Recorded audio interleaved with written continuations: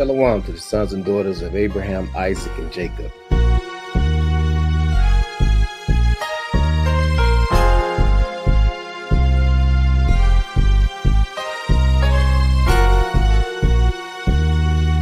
Hate evil and love the good. Holy lineage, stuck on this earthly pilgrimage, lost or will to live, the kingdom's at hand, place of biz, because of mental explosion, brain corrosion, collecting heads and Roman, awakening That he's going to put prophecy in Ezra's mouth, and it said the chosen, while the universe stands frozen, the prophecies start unfolding, exploding, while the whole world sleeps, the shepherds are lost, sheep creep deep to the golden gates. It's Esau, the Lord hates from crime to thievery, to even murder and rape. We close his rapes, watch them like grapes, while these fakes that perpetrate, my people's there's no equal in this. We do the Deuteronomy 7 and 6. I know it's hard like bricks, but don't trip, we got the kingdom coming. No more slumming and bumming, the Lord's coming. Busting through, read St. John 4 and 22, and guess who? The Lord's got a sword for, settle the score. All you heathens hit the floor. See these 12 stars, defenders of the law. Tiger wasn't up to par for this. Scandalous, murderous, evangelist who's girded up, ready to die for the words of the script. We too wise to be dumb. The hell with ice, we want the kingdom. Let's get out these sons and tell them where we from. Israel, you heard this, tuck tail and bell. Your rhymes is trail. You stepped in the zone when we excel. We too wise to be dumb. The hell with ice, we want the kingdom. Let's get out these sons. like you said, everybody got opinions, right? But not according to wisdom and understanding. I pop my collar like strong.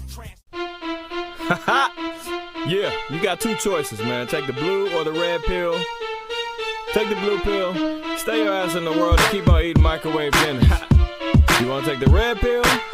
You can come out and wine and dine with me. It's a mouth, man, let's do it. I got a Kevlar mind with Teflon rhymes, antidote to venomous minds that decline the truth. Trapped in a box, thoughts locked, programmed to be spooked. I'm on some lynch mob shit, Bucky Double programmed to shoot. And got some steel at the tip of my boots just to regulate. We can get it all night or more, just name the date. And don't hesitate, being a gangster ain't no good if your thoughts is featherweight. I don't care who got the best team, I'm here to drop the word and keep it moving like jet streams. The luster green got my niggas moving like dope fiends. You gotta see the picture, but they ain't made for flat screens. Lemur Park and Skid Row was where he's last seen. Survivalist for Holy Waterfield in his canteen. The boogeyman's here to put an end to American dreams. I'm out of sight of extraterrestrial beings. Everything the Most High does, I hold it sacred. No stopping the sons of Jacob, you still plugged in the matrix. Me, I took the red pill, shook the snakes and the demons, keep it moving like a tracks on a treadmill. When I say I'm a Jew, I'm dead real. It's hard hats and flashlights on the hunt for Israel. We in the last days to see the killer be killed, but niggas is caught up with talking trucks and big wheels. Heavyweight Solomon jewels, I use knowledge to rule. Rejecting wisdom as an act of a fool. Christ is king, born to rule, let's take him to school. Open up the sword, baby, let it do what it do. Simple as that, Van Helsing the rap. I swing lefty when I'm holding the bat, righty when I'm holding the cat, man. On the highway to heaven, dipping out in the fast lane. I let my hair grow, OD'd on Rogaine. Spit the hot shit, taking shots of propane. SOJ created our own lane. Pacing for a queen, got no time for a dumb dame. Nowadays to be heard, I gotta be rude and profane. Dumb down my knowledge, make me look like I'm some lame. It's a trip of niggas with chump change, be so vain. It's the principle of truth, IQAhmath his first name. Come on. Everything the Most High does, I hold it sacred. No stopping the sons of Jacob, you still plugged in the matrix. Me, I took the red pill, shook the snakes and the demons, keep it moving like a tracks in a treadmill. When I say I'm a Jew, I'm dead real. It's hard hats and flashlights on the hunt for Israel. We in the last days to see the killer be killed, but niggas is caught up with talking trucks and big wheels. Yeah, okay, so understand what I'm putting out there. Red pillars only, okay? You wanna take the blue pill, microwave, popcorn your ass to death, go ahead. You know, I ain't got time for that, man. I'm too focused for that. The soldiers that I roll with is too focused for that. So if you wanna get down, get your mind right, come and holler at me, you know? Because when your Hawashai comes back, it's a rap like a gypsy mummy. A lot of these heathens wanna trip and act a fool. I thug it out for the Lord, I don't need no tattoos. We drop bombs with the Bible while you stand there baffled, looking like you seen a ghost. I'm with the Lord of hosts. Still keep a hood, crack the yak, and we can take a toast. Cheers.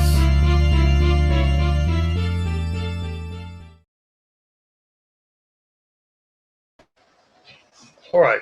All praise, honor, glory to the Most High, Yahweh. This is your brother IQAhmath. I acquire first name. IQ is all the same. If you've been around, you've been picking up what I've been putting down. If you have not, don't get too close because you might get shot.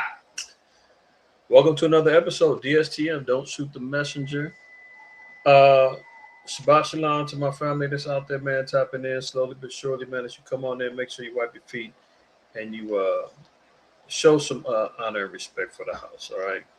Work hard on this building. We over here trying to labor, and we over here trying to cook up some good things for our people to be able to digest and eat.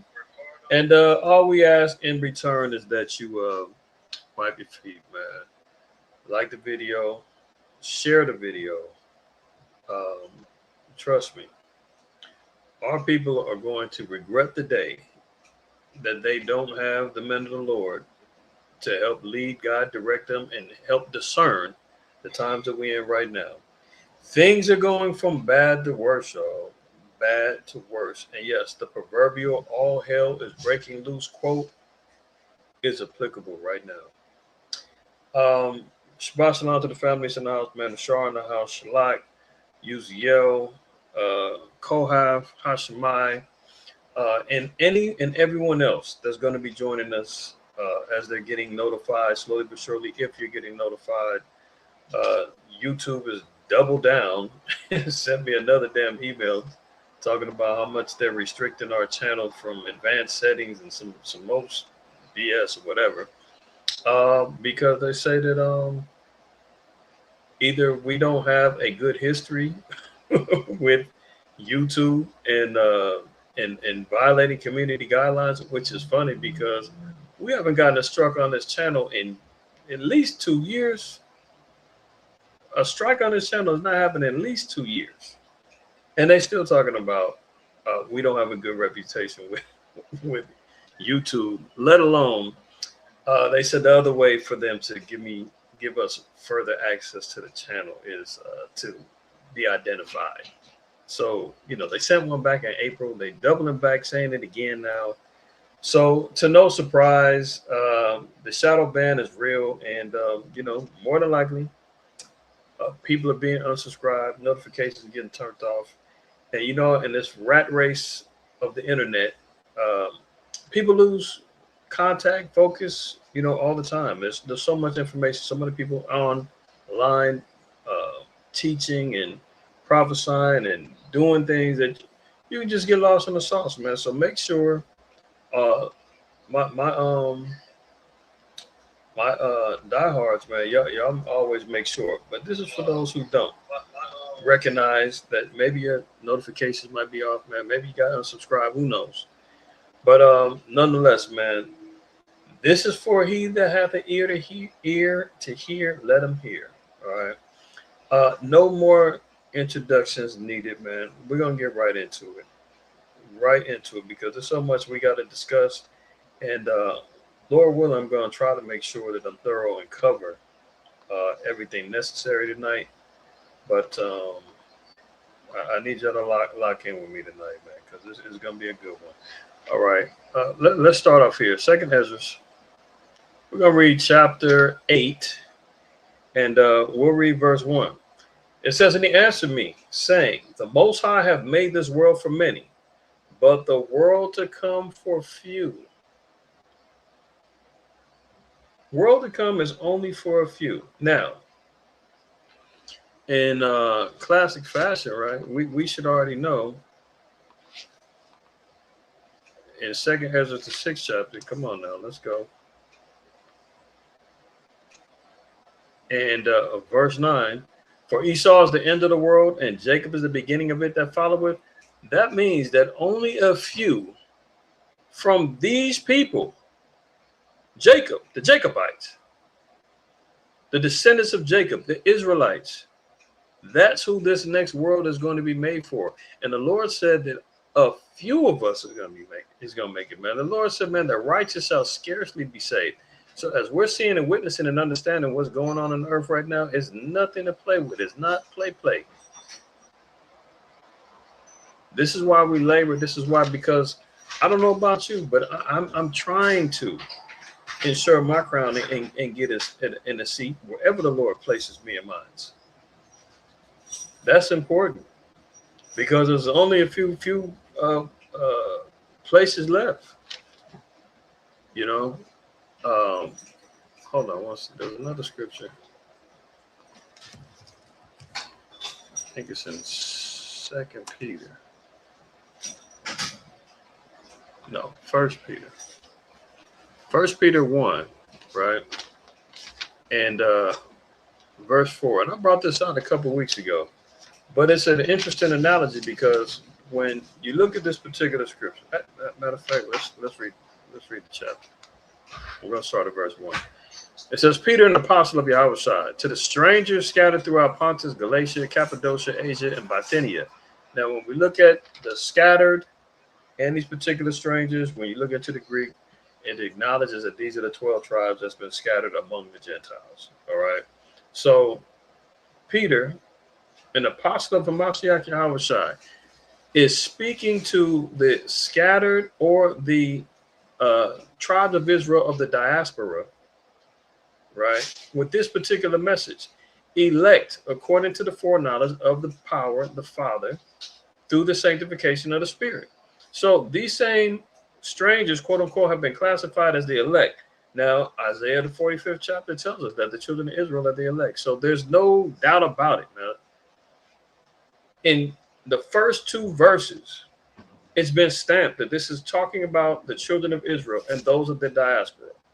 Elect according to the foreknowledge of the power, God the Father, through sanctification of the Spirit, unto obedience and sprinkling of the blood of Yahushua HaMashiach. Grace unto you and peace be multiplied. Grace is being given unto who? The children of Israel. We have that unwarranted favor that allows us the chance to repent, to change and cleanse our ways, to be reconciled with our Father through the blood of our big brother, Hamashiach Yahushua. Grace has been given unto us, and peace be multiplied. You know, we've been at war physically through these curses. We're at war in the spirit. We're at war with ourselves. This is the time where we embrace the peace that's been given unto us. Isaiah 40 tells us that we speak comfortably to our people and let her know her warfare is accomplished. Need we get that? Okay, I'm about to open up another one, man. We just gonna move in the spirit. Move in the spirit.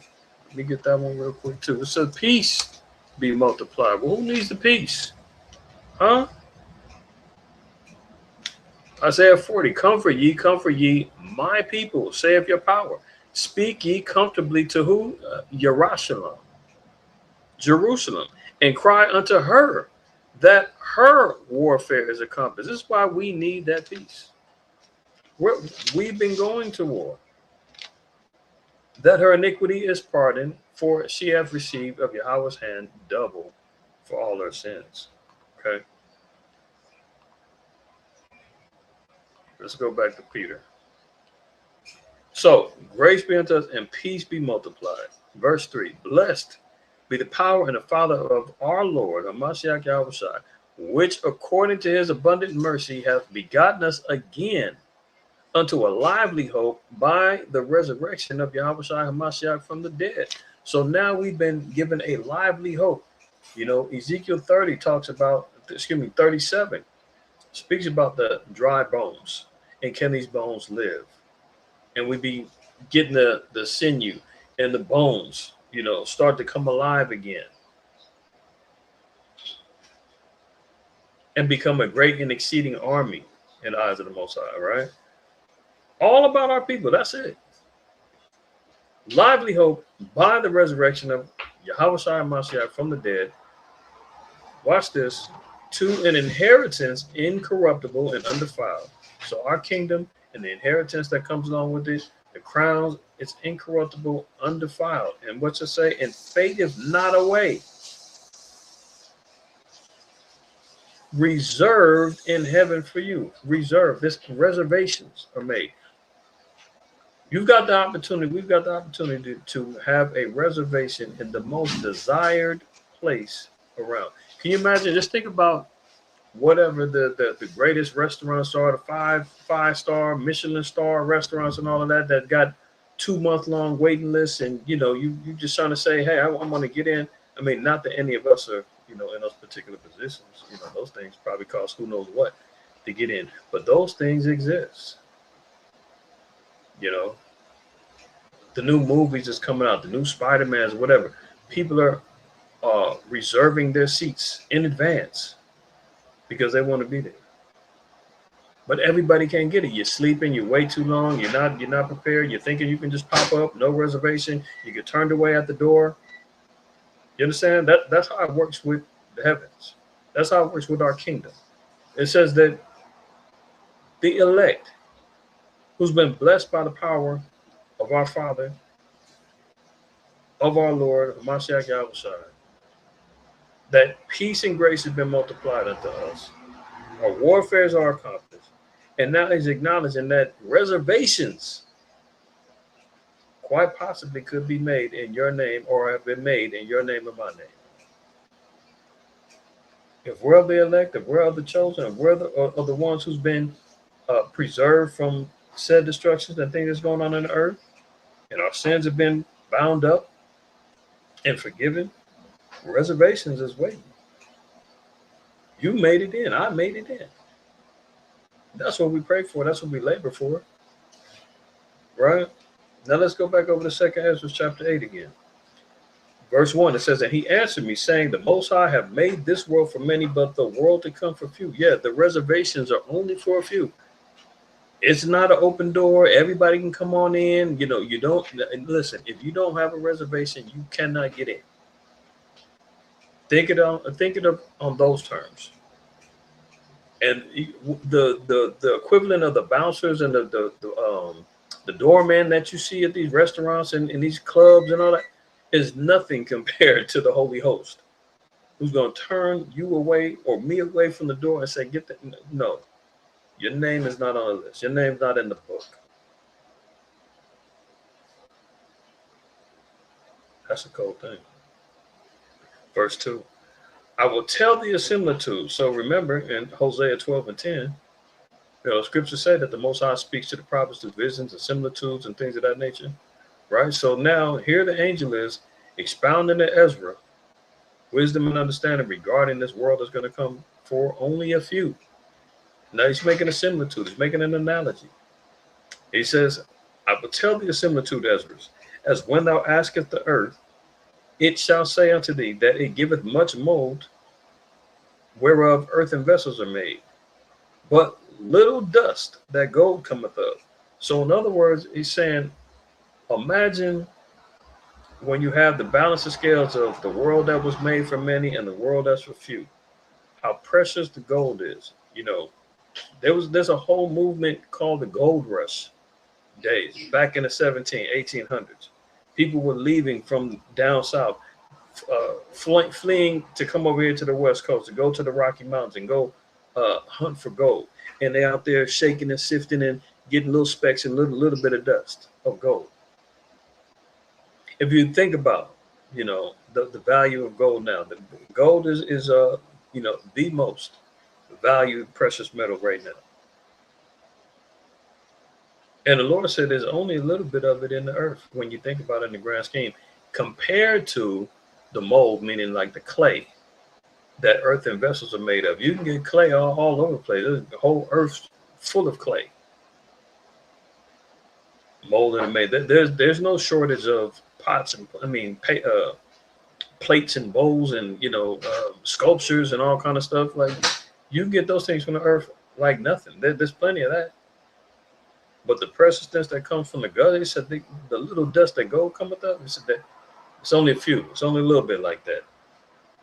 Even so is the course of this present world. So when we see, like even when Yahushua told us in Matthew the 7th chapter, broad is the way that leadeth to destruction, narrow is the way that leadeth to life, and few there be that find it. Let's get that real quick. Matthew 7.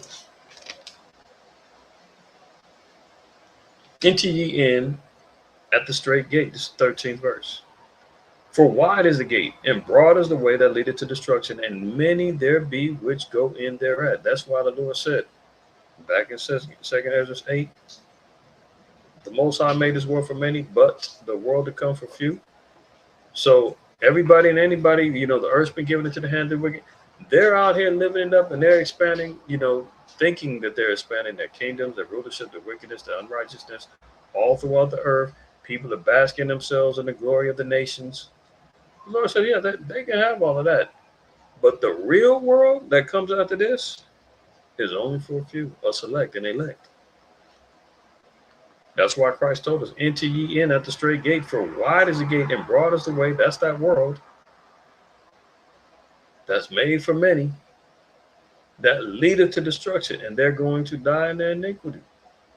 They're going to die in their folly and foolishness. That leadeth to destruction, and many there be which go in thereat. Because straight is the gate, and narrow is the way which leadeth unto life, and few there be that find it. Continuing on. I'm going to read verse 2 one more time. I will tell thee a similitude, Ezra, as when thou askest the earth, it shall say unto thee that it giveth much mold, whereof earthen vessels are made. But little dust that gold cometh of, even so is the course of this present world. Verse 3, there be many created, but few shall be saved. So that gives you a greater insight too, because when, let's say, a Christian or, a Catholic or whomever, somebody of one of these denominational faiths that's created by man, they're all going to say, hey, we're all of Adam. We're all the same. We're all brothers and sisters in Christ. No, the Lord said, listen, there may be many created. And even if that was the argument, right? Let's get to, let me get one more second. Even if that was the argument, right? The Lord said, yeah, you know what? Even though many's created, I don't care about everybody. Man's wisdom says we're all the same. We're all people. The Lord said, no, I'm only concerned with an elected few. Okay. 2 Ezra 6:54 says, and after these, Adam also, whom thou madest Lord of all thy creatures, of him come we all. Oh yeah, the world made for many. Right, but what? And the people also whom thou hast chosen. Also, there is an elect. There is a chosen. There is a people that the Lord said, no, I like them over everybody else. Regardless of how populated the world is, over 8 billion people in the world right now, the Lord said, I only care about my chosen. Oh, IQ, you doing too much. That isn't what that said. Oh, really? Okay, hold on. All this have I spoken before thee, O Lord, because thou madest the world for our sakes. And as for the other people, which also come of Adam, thou hast said they are nothing, but be like unto spittle, and hast likened the abundance of them unto a drop that falleth from a vessel. So the last drop, that's in that bottle, that cup, you're not sitting there trying to shake it to make sure you get the last little bit, licking the cup. You toss it out. Now look at this, verse 57. And now, O Lord, behold these heathen, which have ever been reputed as nothing, have begun to be lords over us and to devour us. So when we're looking back at 2 Ezra, the 8th chapter, we see the dynamic that's being played out here just from chapter 6. So back to 2 Ezra 8:3, it says, there be many created, but few shall be saved. So if there was one contingency that says, hey, well, we're all Abraham's seed, we're all, no. You can talk about how many people are created. Oh, we all come from Adam. We all got the same blood. Doesn't matter. The Lord made a separation. There's a holy seed that the Lord designated. And that's in Nehemiah, the 9th chapter, where he acknowledges the seed of Israel as a holy, a separated, set apart seed, different from everybody else. Verse 4, so answered I and said, swallow then down, O my soul, understand and devour wisdom. Verse 5, for thou hast agreed to give ear and art willing to prophesy, for thou hast no longer space than only to live. So now the angel told him, your job is to prophesy, and that's your life from here on out. He's receiving and got the wisdom. You see here it says, swallow then down, O my soul, understanding and devour wisdom. That's what he was consumed with. That's what nourished him. And with that being said, the angel said, now you agreed to give your ear and you're willing to prophesy. For now, you no longer got space than only to live. That's your life now. That's part of being a servant. That's part of what Ezra's undertook. Right? Gotta be careful what you ask for, because you just might get it. Jeremiah 18. Let's read verse 7. It says, "At what instance I shall speak concerning a nation and concerning a kingdom to pluck it up and to pull down and to destroy." So this is why we're seeing everything that's going on in the earth right now. The Lord is speaking concerning these particular nations. Man, you see what's happening with Russia, Ukraine. You see what's going on between Israel, America, Iran, Yemen, Saudi Arabia. You see what's going on with NATO, the EU. All of these particular nations that we're seeing now are all in the quandary of prophetic judgment. Everything is being pushed around, moved around, so that ultimate judgment can come down. So the Lord said, now what's going on is he's concerning a nation and concerning kingdoms to pluck it up, pull down, and to destroy it. So nations now are being considered for plucking up, pulling down, and destruction. So when you're seeing Spain being overran by 60,000 migrants breaking down the doors of the borders into a town that only had maybe like 85,000 people, and all hell is breaking loose over there, let alone part of the country is still burning on fire. The Most High is pulling down and destroying particular nations, man. And like we said last week, Spain being one of the principal colonizers and victimizers of the children of Israel. With the conquistadors, Hernan Cortez, Christopher Columbus, Diego Paredes, all of these cats, man. Ponce de Leon, all of them. Let alone still wreaking havoc with the Catholic Church, etc.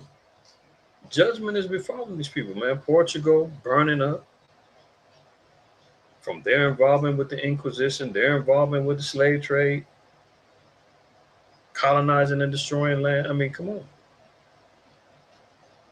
But the Lord is fair. Look at this, verse 8. If that nation against whom I have pronounced turn from the evil, I will repent of the evil that I thought to do unto them. Well, look, the Lord said, I'll give them a fair shot. If they repent, follow after my word. Everybody got the Bible.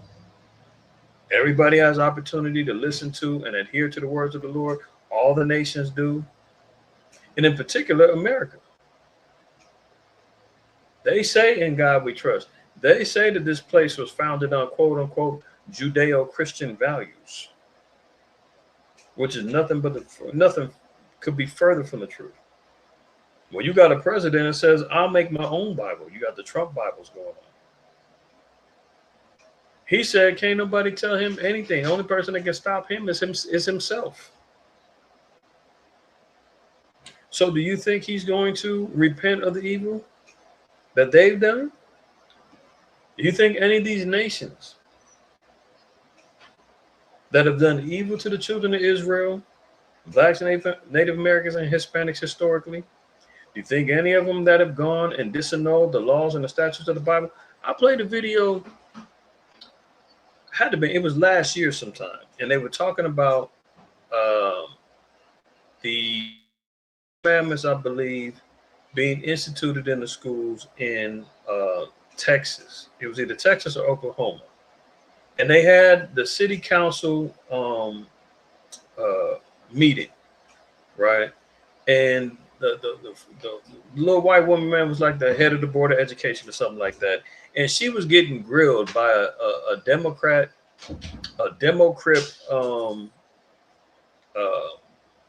legislator or whatever. And they were talking about, and the dude, the Democrat was against, he's a quote unquote liberal. He don't want religion being, imposed on the kids and all of that, right? So he asked the the little right wing Edomite female who was pro putting the Bible into schools, and he was like, well, let me ask you this: the Ten Commandments says we're supposed to honor the Sabbath, right? And she was like, yeah, that's right. And he was like, well, do you work on the Sabbath? And she was like, well, you know, if the cause be, I mean, we're under great, I mean, but that just lets you know. And I don't know if y'all remember seeing that video. It had to have been at least a year. Time's moving so fast, it could have been 2 years ago. But the fact of the matter is that these particular people who was in legislation, they know our laws and they still go against it. I wish I could remember that video because it was good.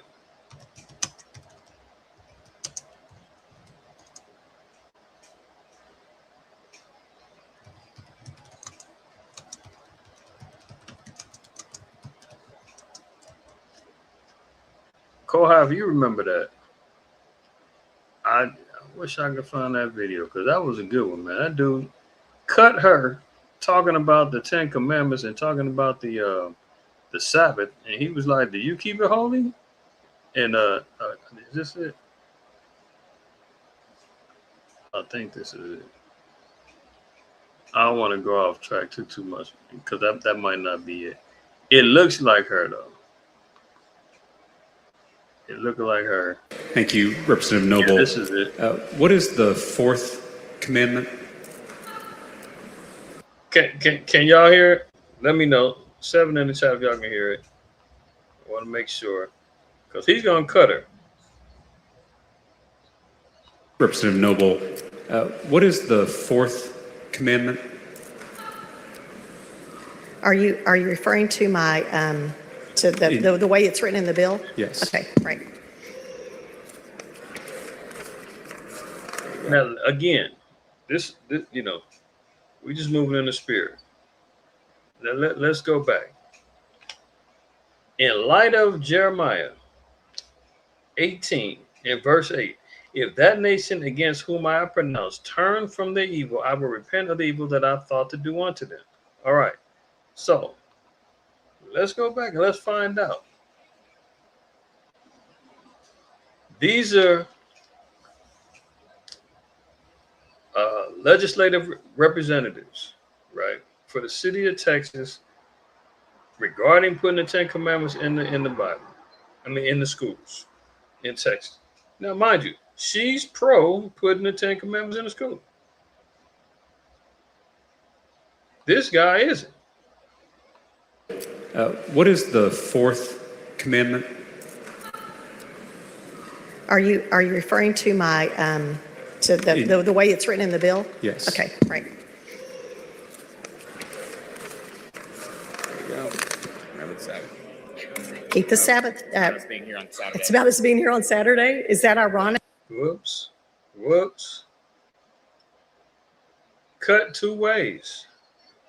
Okay, first of all, she's already stuttering and smiling. And then she says, is it about us being here on Saturday? That lets you know that these devils know when the true Sabbath is. But they'll let them parade around on Sundays all day. Meanwhile, they know the truth. As long as you keep leading the sheep to slaughter, it doesn't matter. That's why she said, oh, you talking about us being here on Saturday? Uh-oh. Busted. Remember the Sabbath. Keep the Sabbath. It's being here on Saturday. It's about us being here on Saturday. Is that ironic or what? So what does it mean to keep the Sabbath holy? Well, I think it's, you want to get into theology here? I'd love to, Just if you'd yeah. like to. I think it's really important that we take a day of rest. I think God, who founded the world, didn't need rest, and yet he took a day of rest after he did creation. And I think he was a good example to us to take a day of rest.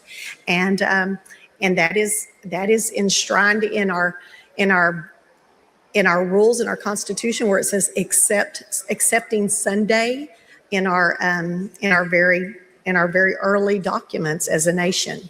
And so part of keeping the Sabbath holy is not working on the Sabbath? That is Yeah. And what a is day of rest. the Ten Commandments? Now, mind you, he's cutting the hell out of her. And they know the truth, but they will not repent of their evils, man. They will still go bypass that to institute man's laws, to bypass the fact that, when a brother or sister goes to their job and says, hey, I need to have my Sabbath off because this is against my religious beliefs, me working on the Sabbath, I need this off based on the Constitution. They know all this. But when they give you hell at your job about, no, you can't have it off, we got too many people up. No, you had last week off. No, you can't have this one. You're talking new moon. You're talking Sabbath. Listen, you got too many damn days off. If this job ain't for you and you need more time off, then maybe you should consider finding another job. Don't want to stand behind nothing. Then when the Jake knees get weaky, all right, boss, Most High knows my heart. I'm moving on faith. I'm going to go ahead and work. F that, man. They know exactly what they're doing. Commandments come from Judaism. What day is the Jewish Sabbath? It is on Saturday. And what day is it today? It is Saturday. Here we are. The Christian Sabbath is what day? Sunday, in honor of the day that Jesus rose from the dead. And we're scheduled to give this bill a final vote on what day of the week? It's ironic, isn't it? Would you be willing to postpone your bill so that we're not breaking the Ten Commandments by working on the Jewish or Christian Sabbath? It's a big old joke. Big old joke. Point made, right? Point made. Y'all get it. This is why there's no space for repentance for America and the nations that refuse. Because they know the truth. They understand exactly what they're doing. And the Lord said, I'm fair. We're in the information age. There's no way that they can say, I didn't know, I didn't have access to. Yeah, maybe, some small tribe out in, Amazon or who knows where. And even them, they giving cell phones and access to Starlink. And they plugging them in. So, miss me with the all nations, huh? Yeah, our power is fair. He said, look, I'll give him a shot. Turn from the evil, I'll repent of the evil I'm going to do to him. But no, they ain't going to do it. They're not going to do it. They understand it, no. All right. Let's get on. Let's get it on. Let's get it on. We got a lot to discuss. A lot of activity going on in the world. There you see it here. Iran war. Live updates. Middle East faces expanded wars. Iran and U.S. reignite attacks. Yeah, they've been going at it even more. And what's ironic about this is the fact that it is expanding. It's no longer just the U.S. and Iran trading strikes. Bombs is flying from Iran all the way over to Egypt, all the way to Saudi Arabia, Qatar, Bahrain. All of these spots is getting hit up. It's a regional war that's going on right now in the region of the quote unquote Middle East, and it is expanding into Southeast Africa. It's expanding all the way down into Yemen. It's expanding all the way over into Lebanon. So, I mean, how long are we going to sit back and say that we're not in a, with multiple nations involved, we're inching closer to a global conflict? Egypt said it had come under attack from an unidentified drone. Earlier, Saudi Arabia acknowledged direct involvement in the war for the first time. Oh, Saudi Arabia. Remember last week when Agent Orange decided to upgrade them and said, you guys can have access to the uranium deposits. You can have access to nuclear power now. Remember that? And as soon as they get the head nod from boss, they get the head nod from Mr. Charlie, Saudi Arabia says, well, I'm jumping in. Prior to that, they was hands off. They was trying to tell Trump, defend us, fight for us. Hey, we got to keep the petrodollar and that oil pumping. Now it's like, oh, we've been given the authority to jump in. The Middle East teetered on the brink of an expanded war on Thursday after Iran and the United States reignited the hostilities and inflamed conflicts on other fronts that threaten to draw in more countries. Uh-oh. Uh-oh. More countries are threatening to be involved and are getting involved.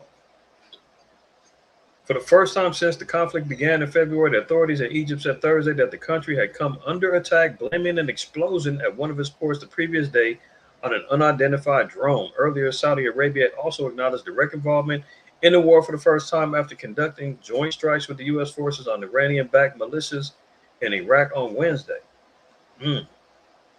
What else? Iran launches missiles at a U.S. base for the first time since Trump paused the strike, so Iran now is striking back. And Agent Orange, man, he jumped out the window. He said, I don't want to misquote him, but he basically said after these particular strikes that the U.S. is going to beat Iran's MF and butt cheeks. You know what I'm talking about. Let me see if I can find that quote, man, because this dude went on a tirade on his little Truth Social, man.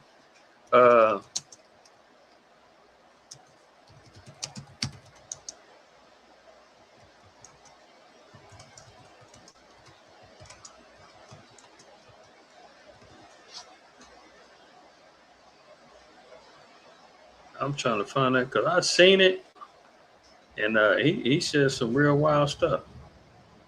He said he was gonna kick the MNF and ass, something like that. He got explicit, like he was out on the streets, man, acting like a nigga. I'm gonna whip your mother. Hey. Yeah, I can't find it off the top, man. I should have clipped it when I saw it. But nonetheless, he's talking real reckless right now. Real reckless. If anybody's seen that quote from his little True Social post where he said that he was gonna they're getting ready to whoop Iran's beat their MF and A's, you know what I'm talking about. Let's continue on. I can't find out the top. We got too much other stuff to discuss to search for that. But he did say it. Continued on, it says 2 ships hit in an apparent drone strike at an Egyptian port. What was it? About 3-4 weeks ago. Airport at Yemen got blew up. Now you got drone strikes taking out tankers at the Egyptian port. An explosion at a port on Egypt's Mediterranean coast set fire to 2 ships, including a U.S. gas storage tanker, according to maritime tracking firms. So they're looking at shutting down the Strait of Hormuz and the Red Sea. All ports they trying to shut down. And that ain't going to do nothing but hurt America and the rest of the world, man. They don't want that to happen, man, because that's going to lead to complete economic collapse and strongholds over everybody. You notice gas is going back up like crazy because of these same factors. And guess what, man? The elites are sitting back, man, licking their lips and rubbing their hands, saying yes, more, because number one, they're gaining more access to a vulnerable world where they can easily force them into more control, because everybody's going to need access to funds, access to technologies and things of that nature, right? So whoever holds those particular things is going to be holding all the cards. So the more war, more destruction goes on, the more economies collapse, the more hysteria goes on in the world. Now they rise up and say, hey, well, we've got a whole new beast system that's going to settle everything in when the smoke clears. Get your tickets now before it's too late. You know that old saying when they say in the land of the blind, the one-eyed man is king? That's look on the back of your dollar bill. In the land of the blind, the one-eyed man is king. So the one-eyed man is these elites, man. As they're allowing total chaos. They're funding these wars. They're instilling these particular puppet leaders. They're the ones out here running game with false narratives and agendas and assassination plots and all the stuff that's going on. Man, who stands to gain the most when the smoke clears? The one that's holding all the dang bread, the one who's controlling all the narratives in the earth, the one who controls the technology, the one who controls the social experiments that go on in society. The elder brought it out last week, and I brought it out a number of different times. The Hegelian dialectic, problem, reaction, solution. It's all in play. It is not getting better, it's getting worse. Continuing on. Pentagon reports more than 600 Iran war casualties in a quiet database update. Figures a source of dispute as U.S. Defense Department's days ago reduced record of troops killed and wounded. So they're covering up the casualties, they're covering up the injured, they're covering up a lot of things. We seen, I played a video CBS did, drone coverages of all of the destroyed U.S. bases over there in the Middle East. All and saying that they're so destroyed, there's no rebuilding them. They're out the game. Pentagon is broke. They don't have the weaponry to continue on with this thing. So you know what happens when scared animal man gets back in the corner, man. They're liable to do anything, especially with these midterms coming up. These midterm elections coming up in the next 3 months. Republicans, they stand to lose everything. You know what's going to hold them back from not losing it all? Is a serious escalation of this war. That could be one reason that they utilize to maintain power in the office. We can't stop now.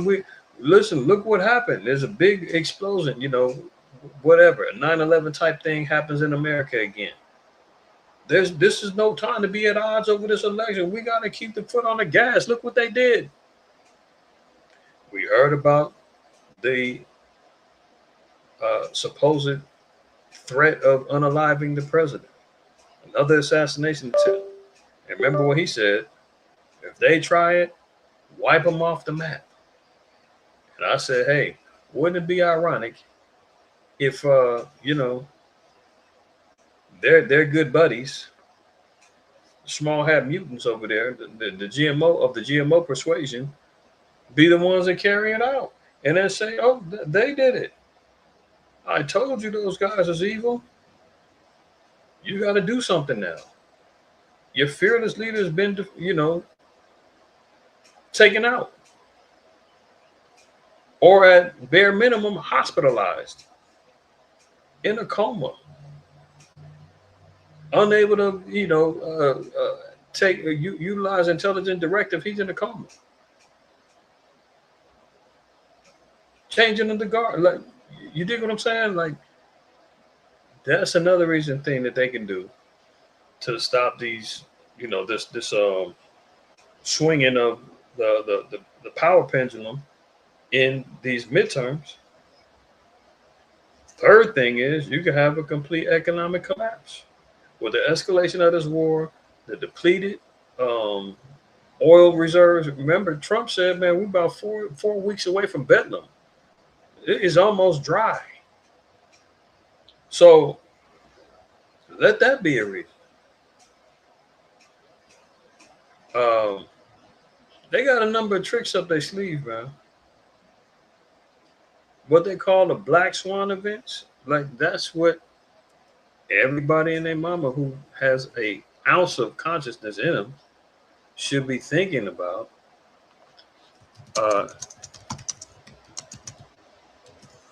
Just in case anybody's not familiar, I know our particular audience, y'all are very insightful and on point.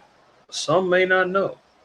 A black swan event is a rare and unpredictable occurrence that has a significant impact, often only recognized in hindsight.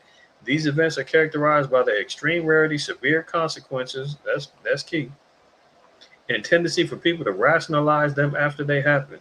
So in other words, rare and unpredictable occurrence. 9/11 would be a black swan event. A stock market crash because of a cyber attack. You understand what I'm saying? You see what's going on with this whole little they playing games with the cyclosporia outbreak. They say, oh, it's the iceberg lettuce and Taco Bell. Then they double back and say, oh, sorry, that was a false report. We don't know where it's coming from now. Back to square one.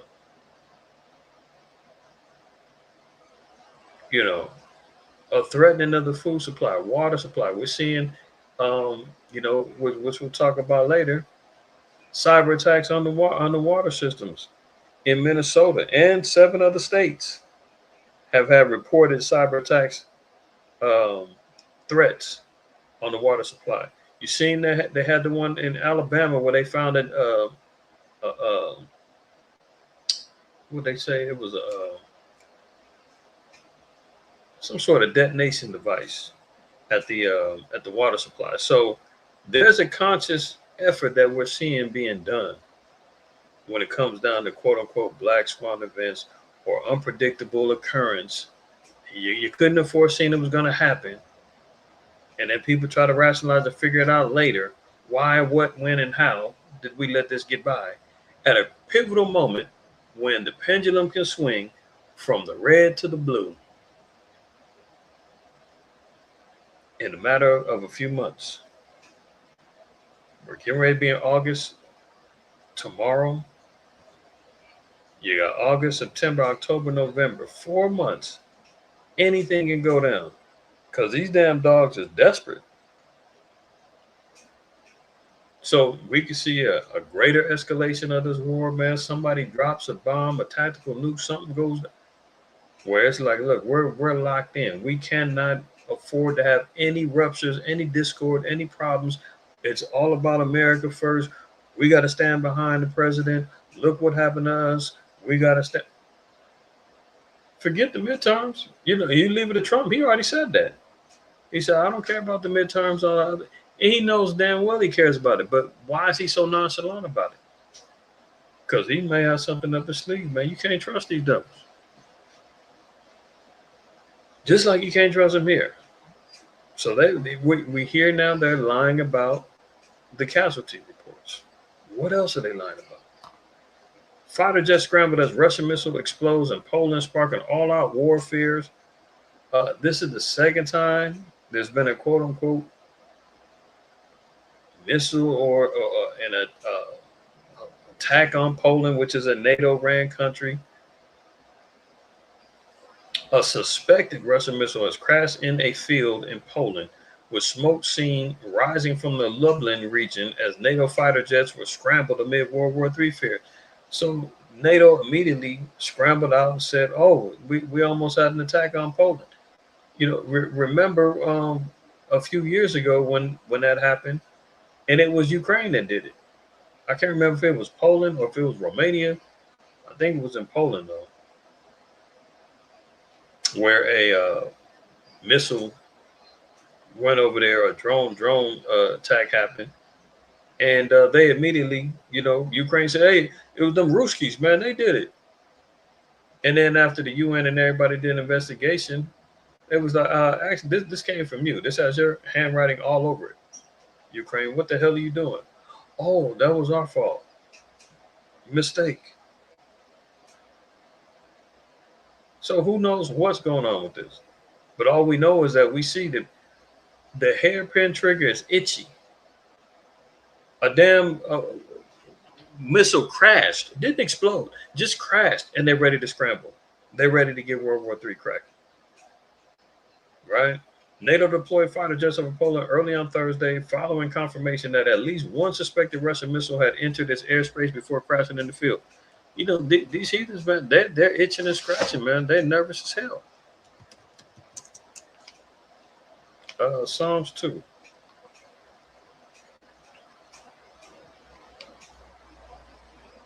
Now it says, why do the heathen rage and the people imagine a vain thing?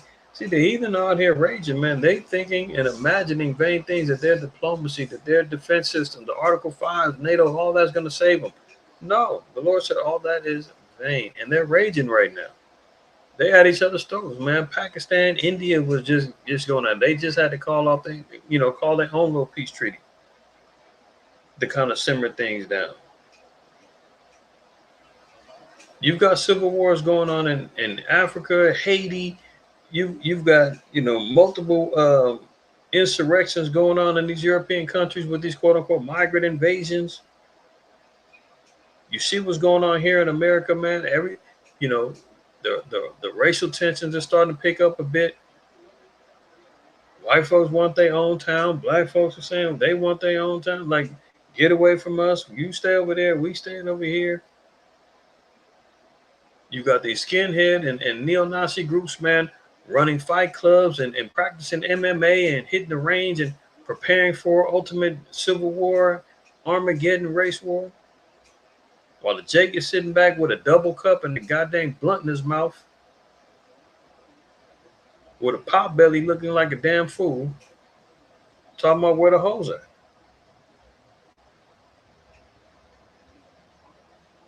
You understand what I'm saying? So everything is on the table. Literally, all hell is breaking loose, and our people ain't seeing it. The heathen are out here raging. Continuing on, look, Saudi Arabia joins U.S. military strikes on Iranian proxy. Now, this is ironic too, because what is it, Second Ezra? We've talked about this before. These are all sequential events in no particular order, so to speak. But we're seeing all of these things going down. So, look here. 2 Ezra 15:28. Now it says Saudi Arabia. Let's read this one more time. Saudi Arabia joins U.S. military strikes on Iranian proxies. The rare joint operation in Iraq underscored the risk that the Iran conflict could expand and came after Iran fired missiles at a U.S. base in Jordan. So, that peace treaty that was between the Sunnis and the Shiites and the Iran and Saudi Arabia that China negotiated in 2021, that's out of here. That lets you know that there's no lasting power with negotiations with Moab. Moab thinks, oh, I could be like white man. I can go in there. I can negotiate. They'll listen to me. Hey, man, but look, when white Zaddy pops out and says, hey, Ishmael, I need your help. And get over here. Allahu Akbar my ass. Get over here and you help. You dig what I'm saying? And that's exactly what they did. They dropped that. Look, just so that y'all can be reminded. China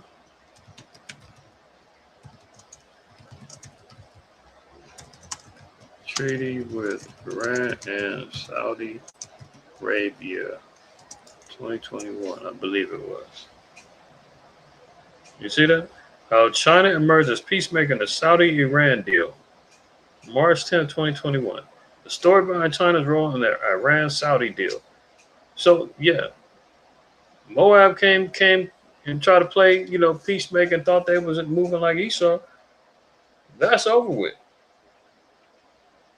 That lets you know that they ain't got necks and they not the world power. They're not the ones who they think they are. That was given to Esau. And again, he is the end of the world. Jacob is the beginning of it that followed with, not Moab. They try to flex and say, yeah, I can get in, I can negotiate. They'll listen. Yes. For how long? That's over with. 2 Ezra 15, verse 28. Behold, an horrible vision and the appearance thereof from the east. Where are we talking about? Oh, the east? Okay. Where the nations of the dragons of Arabia shall come out with many chariots, and the multitude of them shall be carried as the wind upon earth, that all they which hear them may fear and tremble. So what we're seeing is you're seeing not only through the elements of warfare, is Saudi Arabia now being brought to the forefront, but also the caliphates that's being carried out with the spread of Islam from Al Qaeda, from all of these so-called terrorist militia groups. Saudi Arabian base. You seen what happened over there in Germany? Was it Germany? Or where they had that little pride parade, and the little Muslim cat man hopped in the whip and started mowing them down, and they ended up catching him. He said Allah made him do it.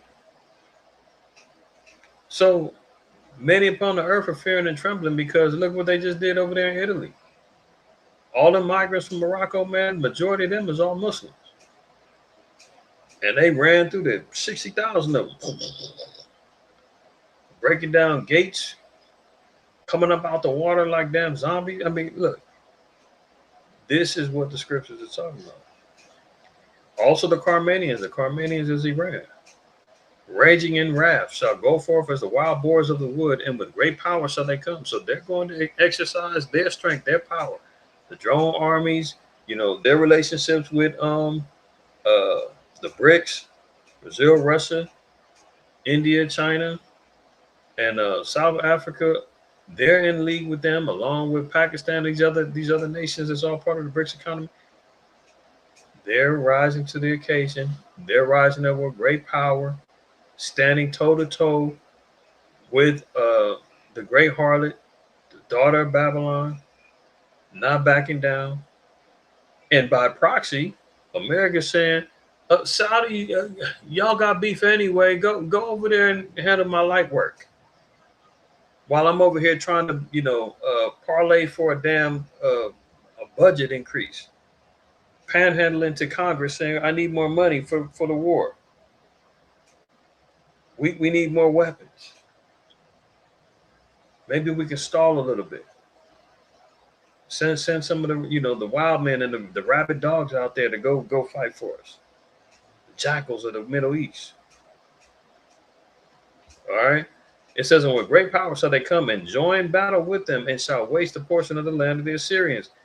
And then shall the dragons have the upper hand, remembering their nature. And if they shall turn themselves, conspiring together in great power to persecute them, then these shall be trouble bled, and keep silence through their power, and shall flee. So we're going to see an increase between these particular nations fighting proxy wars for America. Like I said, America is giving. Why are these dragons going to have the upper hand? Because they just gave the Saudis the rights to depleted uranium and access to nuclear power. Right? What's their nature? The wild men of Arabia. What is saying? Ishmael is a wild man in Genesis.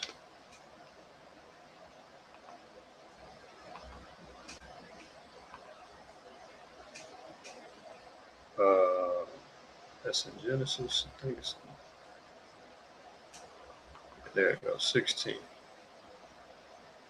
What's his nature? Genesis 16:12. And he will be a wild man. Who's talking about? It's talking about Ishmael. Read verse 11.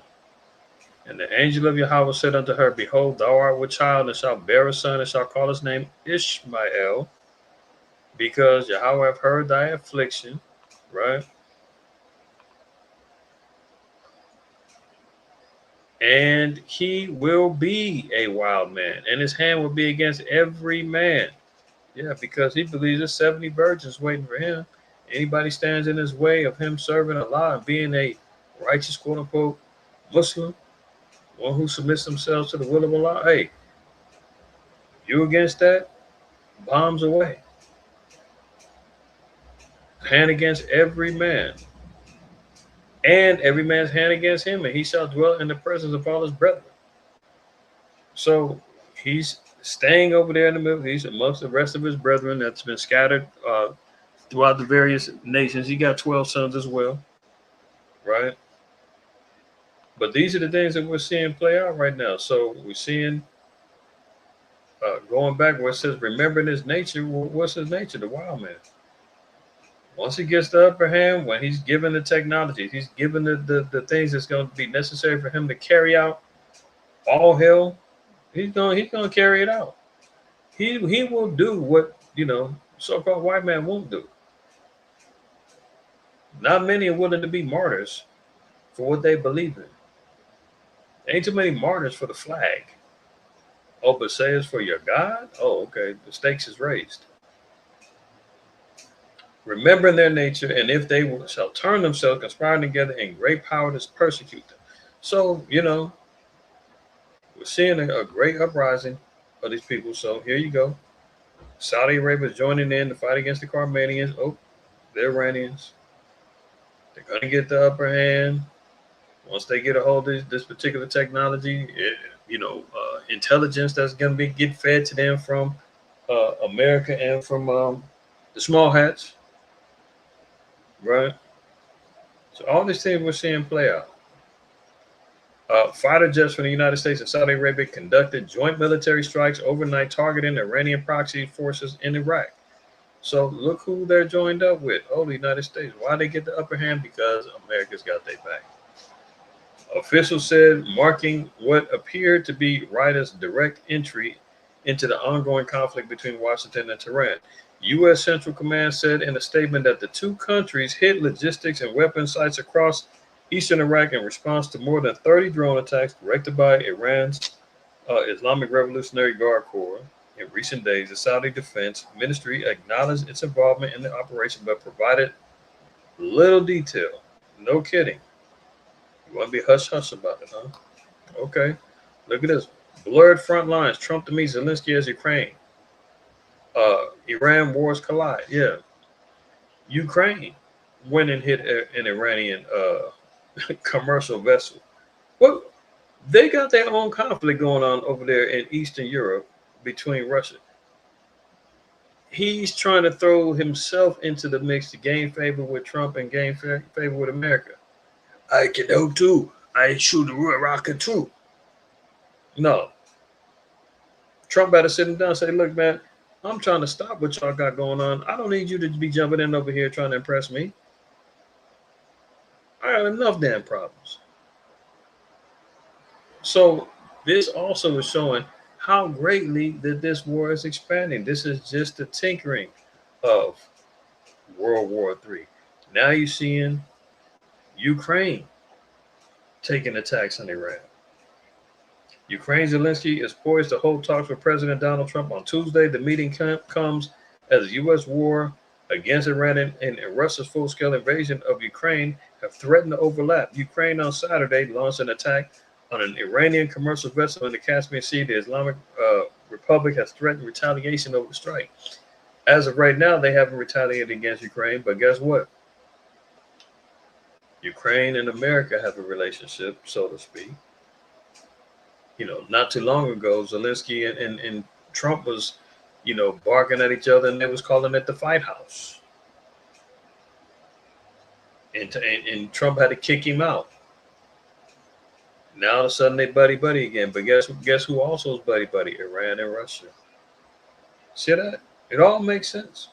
Why and who is choosing what particular sides, and why and who is doing what. There's no blurred lines here. Let's look at this little video. The war between Russia and Ukraine may have just opened another dangerous front. This time, not in the Black Sea, not on the battlefield in Donbass, but in the Caspian Sea. Iran has accused Ukraine of attacking one of its commercial vessels, killing a sailor and injuring another. Tehran says the strike is a blatant violation of international law and warns that it cannot go unanswered. The diplomatic confrontation erupted after Ukraine announced a series of long-range strikes targeting ships and infrastructure in the Caspian Sea. According to President Zelensky, the operation was aimed at disrupting Russia's military logistics network. He said the vessels were allegedly transporting cargo supporting Moscow's war effort. Initially, Ukraine did not identify the nationality of the ships that were hit. But hours later, Iran claimed one of the targeted vessels was an Iranian commercial ship. According to Tehran, the strike killed one Iranian sailor and wounded another. And if y'all remember, and like I said, this is just a tinkling.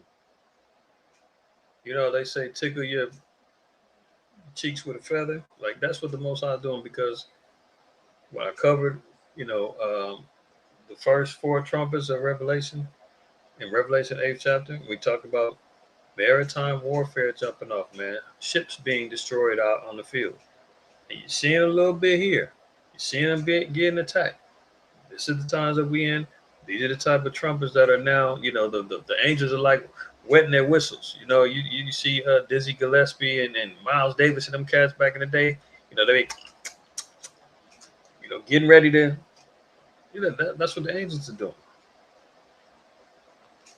Iran immediately summoned Ukraine's representative in Tehran to lodge a formal protest, calling the attack a violation of the United Nations Charter and international law.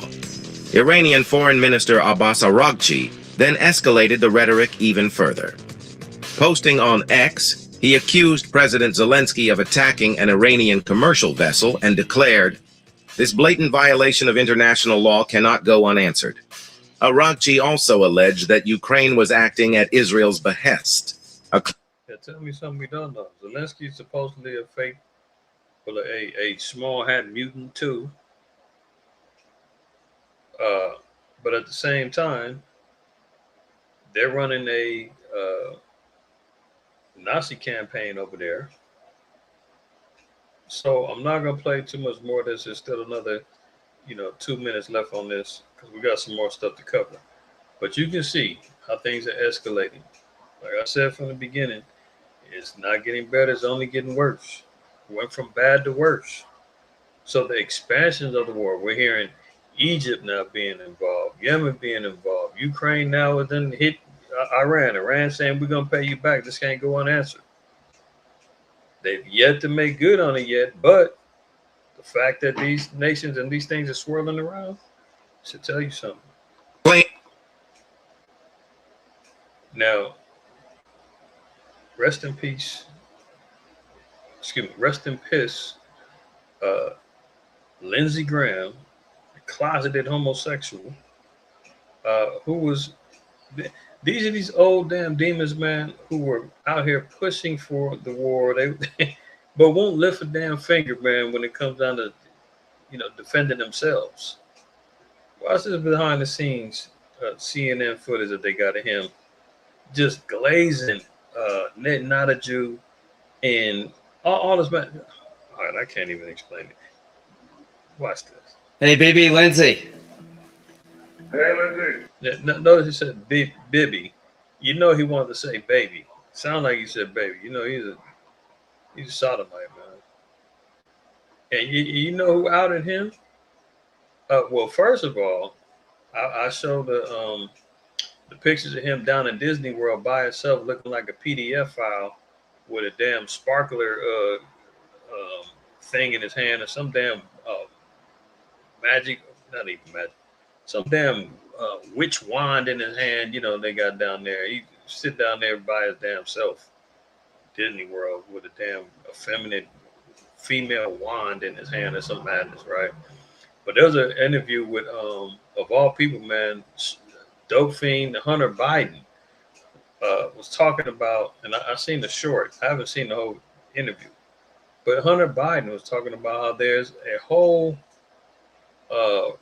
regime of closeted sodomites in Washington.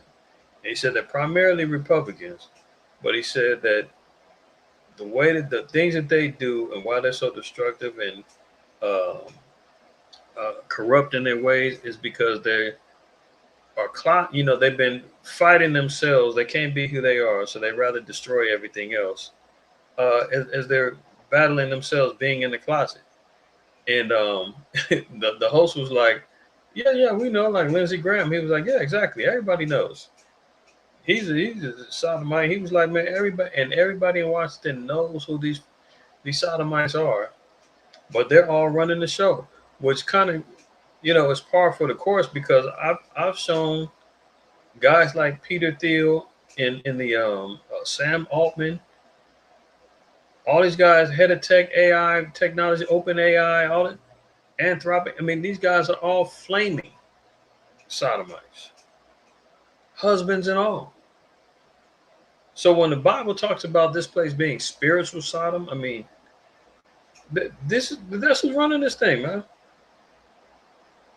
So listen to this guy. He wants to say, hey, baby, but he calls him Bibby, Benjamin Netanyahu. Hey, baby, Lindsay. Hey, Lindsay. How are you? Glad to be your friend. I'm glad you are my friend. This never before seen documentary. Glad to be your friend. For what? The guy is corrupt as all outdoors, man. His own country is trying to level charges against him for war crimes and all kind of other matters. Everybody knows that dude's a straight demon. And somebody, who was it? Oh man, it was a viral post, man, and I think it was a video too, and I forgot who it was.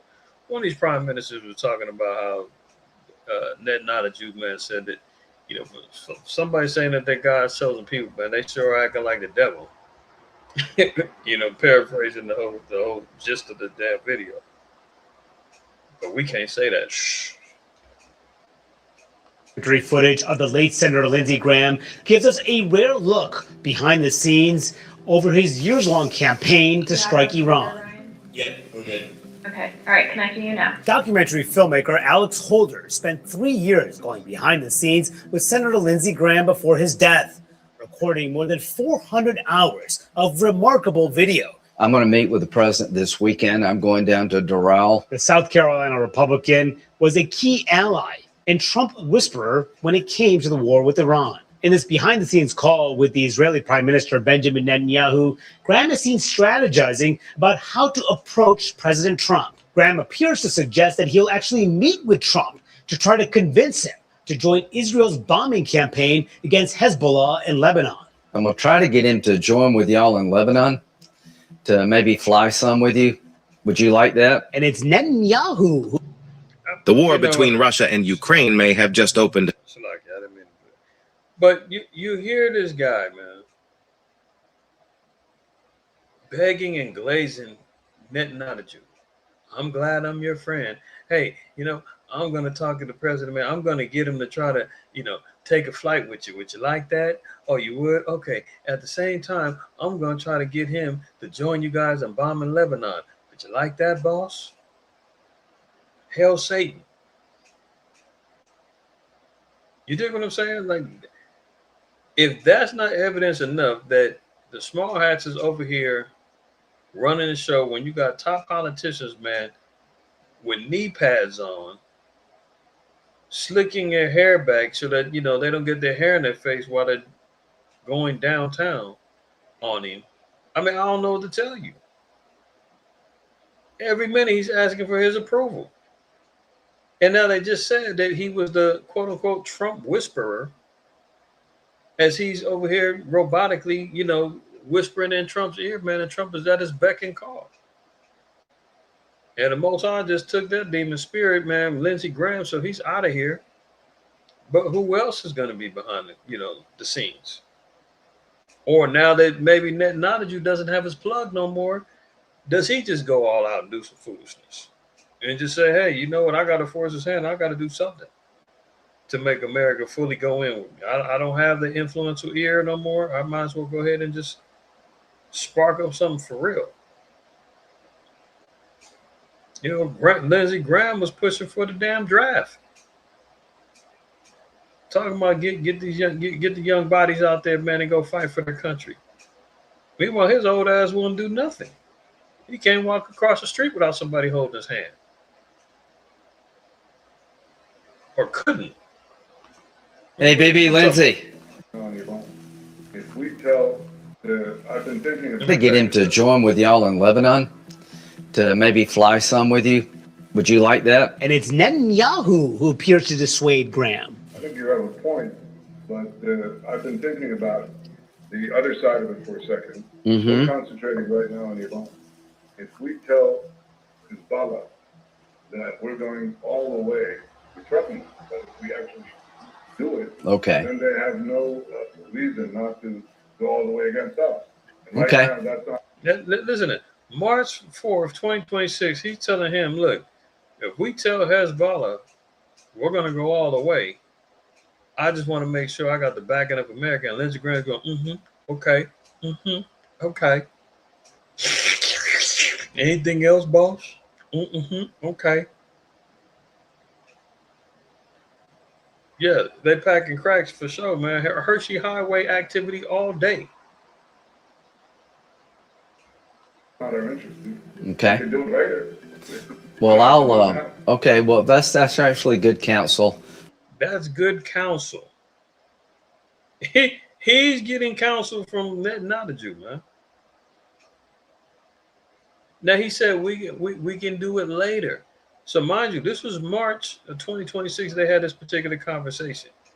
Now not a Jew does not have this particular man to conversate and counsel with anymore. So guess what? That means later is going to come sooner. Because now he got no choice. So mind you, that's what I'm saying. We don't know what lengths Esau is going to go to, in particular, the GMO small hats, and how far they're willing to go for the Greater Israel project that they want to get established. But he just got through saying that we tell Hezbollah we're going all out. We're going to push the button. He said, okay, okay. And he said, we can do it later. But, putting it out there, we need to do it. Okay. I'm gonna talk to the boss. I'll put it out there as an idea. We can always go back to it. And Graham working both sides of the aisle, speaking shortly after with President Biden's former national security advisor, Jake Sullivan. I talked to BB this morning. Now, some of the people Graham spoke with by phone told the Wall Street Journal they did not know the calls were being recorded. Bitten ass by his own NSA. Look, every minute he's talking about, I talked to Bibi, I talked to Bibi, I talked to Bibi. So we see who the plug is when it comes down to the ears and the mouthpiece that's coming from the small hats into Washington. Now that thing's been cut off, how desperate will the small hats get? That's the question. Hey, BB, Lynn. Hey, Bibi, get out of here. Continuing on, look, Saudi Arabia forms a new military coalition to deter the Red Sea attacks. Saudi Arabia again is ramping up their military for this war. They're getting prepared, just as the scriptures say, just like we read earlier. 67 boat strikes, 221 dead. The cocaine hasn't slowed, officials report. So much for them stopping the big old drug dealers in Venezuela and Maduro, and they were going to stop this narco terrorist from Colombia. Do we need any more evidences that was all bogus? That was all lies? Huh? As they've smuggled away $500 million in gold and oil and money, and drained out Venezuela, and then Venezuela gets rocked by an earthquake. They said they're gonna go send help, and we ain't heard nothing since. Recovery efforts and anything that America's doing over there, I ain't heard nothing. Have y'all? Let me know. So ain't nothing changed. Drug is still flowing through. America just wants to be able to control. They need to be damn Nino Brown. They want to control everything. Same way they did in Afghanistan with the poppy fields, with the manufacturing of heroin. Same way they did with the drug trade with the CIA and Gary Webb and Rick Ross and Fernando Blandón and Oliver North and Nicaragua and all that. We all know about the CIA putting dope in our community. Who does? Man, Esau is constantly at the right. He wants it all. So now the numbers is out. Oh, you've got 67 boat strikes, killed over 220 people, and it ain't stopped the drug trade. And that's what you say you're gonna be doing. Make that make sense. Corruption at its finest. Look at it. Here you go. Border invasion. Here goes the Walking Dead. 18 dead is almost 50,000 migrants in the Spanish enclave from Morocco. They said it's up to 60,000, and they said that the town only has 85,000 people. So you're talking about almost the entire. Hold on, let me see. I've seen that somewhere.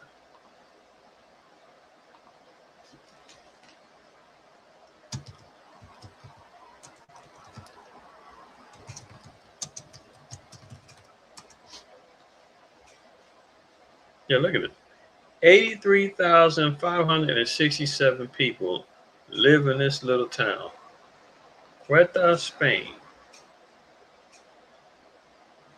83,000. Now, mind you, they said that it's 60,000 zombies that just broke through.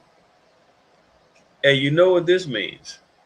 This is going to be the template for ICE to be able to ratchet up their hell on earth for the so-called migrants here. Because what they're going to say, look what happened over there in Spain. Look what's happening over there in Europe. We can't afford to have our country be collapsed. Imagine if 10,000, 20,000 of these migrants break down the walls of the Mexican border or float over here from Cuba. We can't have it. Shoot to kill, do whatever we can. They let all this stuff go down so that they can make an example and they can sit back and say, we can't have that go down here. And then guess what? All these little right-wing Edomites talking about we need to take America back and all that. They're going to say, yep, that's right. The hell with that. We can't afford to have them damn migrants over here. Look what they did to them Spaniards. Okay, we have some breaking news to bring you. We're hearing this from Reuters, and they're quoting, they say, the Spanish Home Office. And they say essentially they estimate 49,000 people. Look, they don't know how many. Reuters saying 49,000. Sky News says 50,000. This particular article is from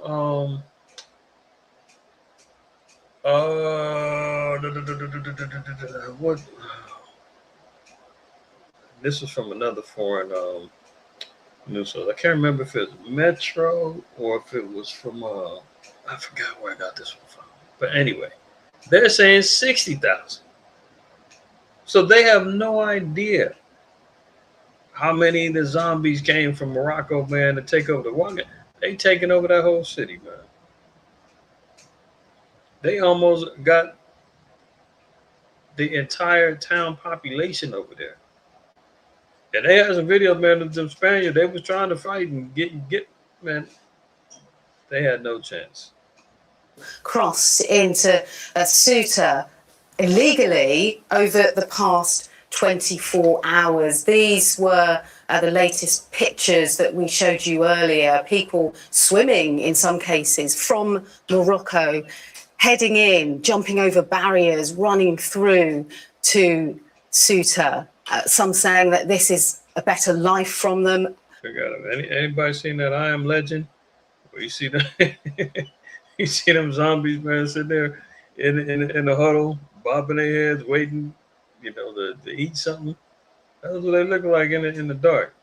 You watch that movie I Am Legend with Will Smith when he broke into that building to save his dog, and he went into that room, and them zombies were sitting there rocking and dry humping each other, whatever they were doing.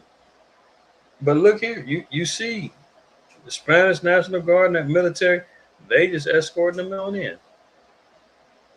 Ain't nobody stopping them. To Ceuta, some saying that this is a better life from them. Local authority police saying essentially this was a humanitarian crisis and they were failing to contain what was happening. But the latest figure there from Reuters, who say they have heard this from Spain's Interior Ministry, just estimating that 49,000 migrants crossed into Ceuta over the past 24 hours. And I believe there was some policies that Spain said that they were gonna let them over, and You said the Sun, LA Times, Fox News, the Independent. Yeah, I think this is from the Sun.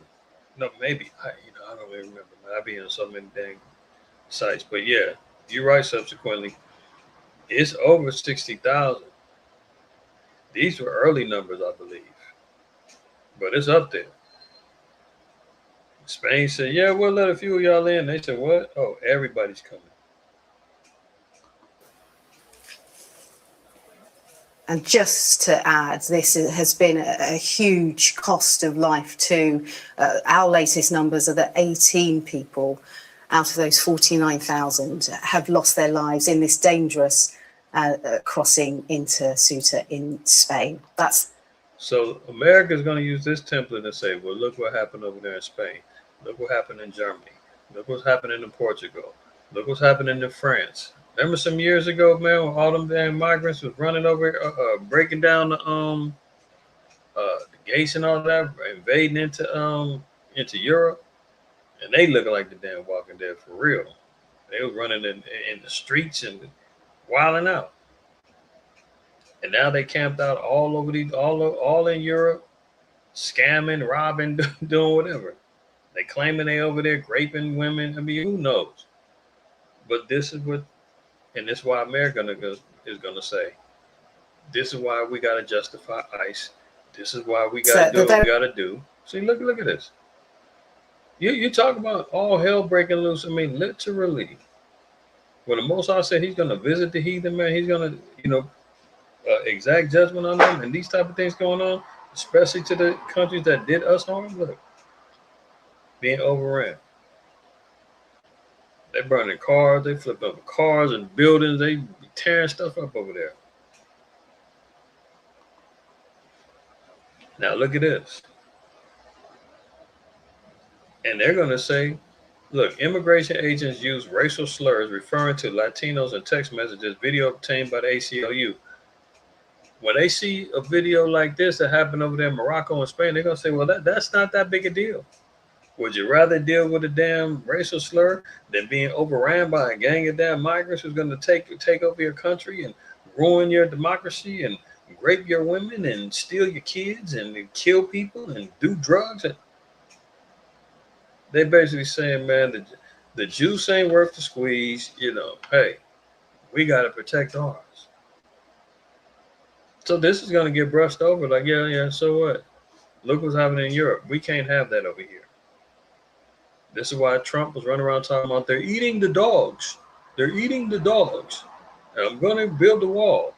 And I got a military, Gestapo unit ready to run the streets to do whatever it takes to round up 2,000 of them a day. Don't you like that? Or would you rather be like Spain? Most people are going to say, we don't want Spain. Do what you got to do. But meanwhile, we're seeing what's happening with ICE. So you trying to tell me that this isn't racially motivated? They're not racially targeting our people? When they got text messages, man, where they're having slanders about it? Look, this again goes to the curses. Deuteronomy 28. Instead of the byword and proverb. Deuteronomy 28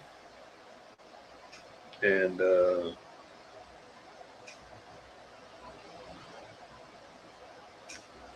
where's that one at? It's up here a little bit further. All right, I gotta search. 37. Oops. Deuteronomy 28:37 says, and thou shalt become an astonishment, a proverb, and a byword among all nations, whither Yahweh shall lead thee. What's one of the bywords that they was caught on these text messages? New court filings detail immigration agents in LA referring to potential targets using racial slurs. Civil rights groups are asking the federal judge to bar an ongoing campaign of suspicionless and discriminatory stops in the Central District of California.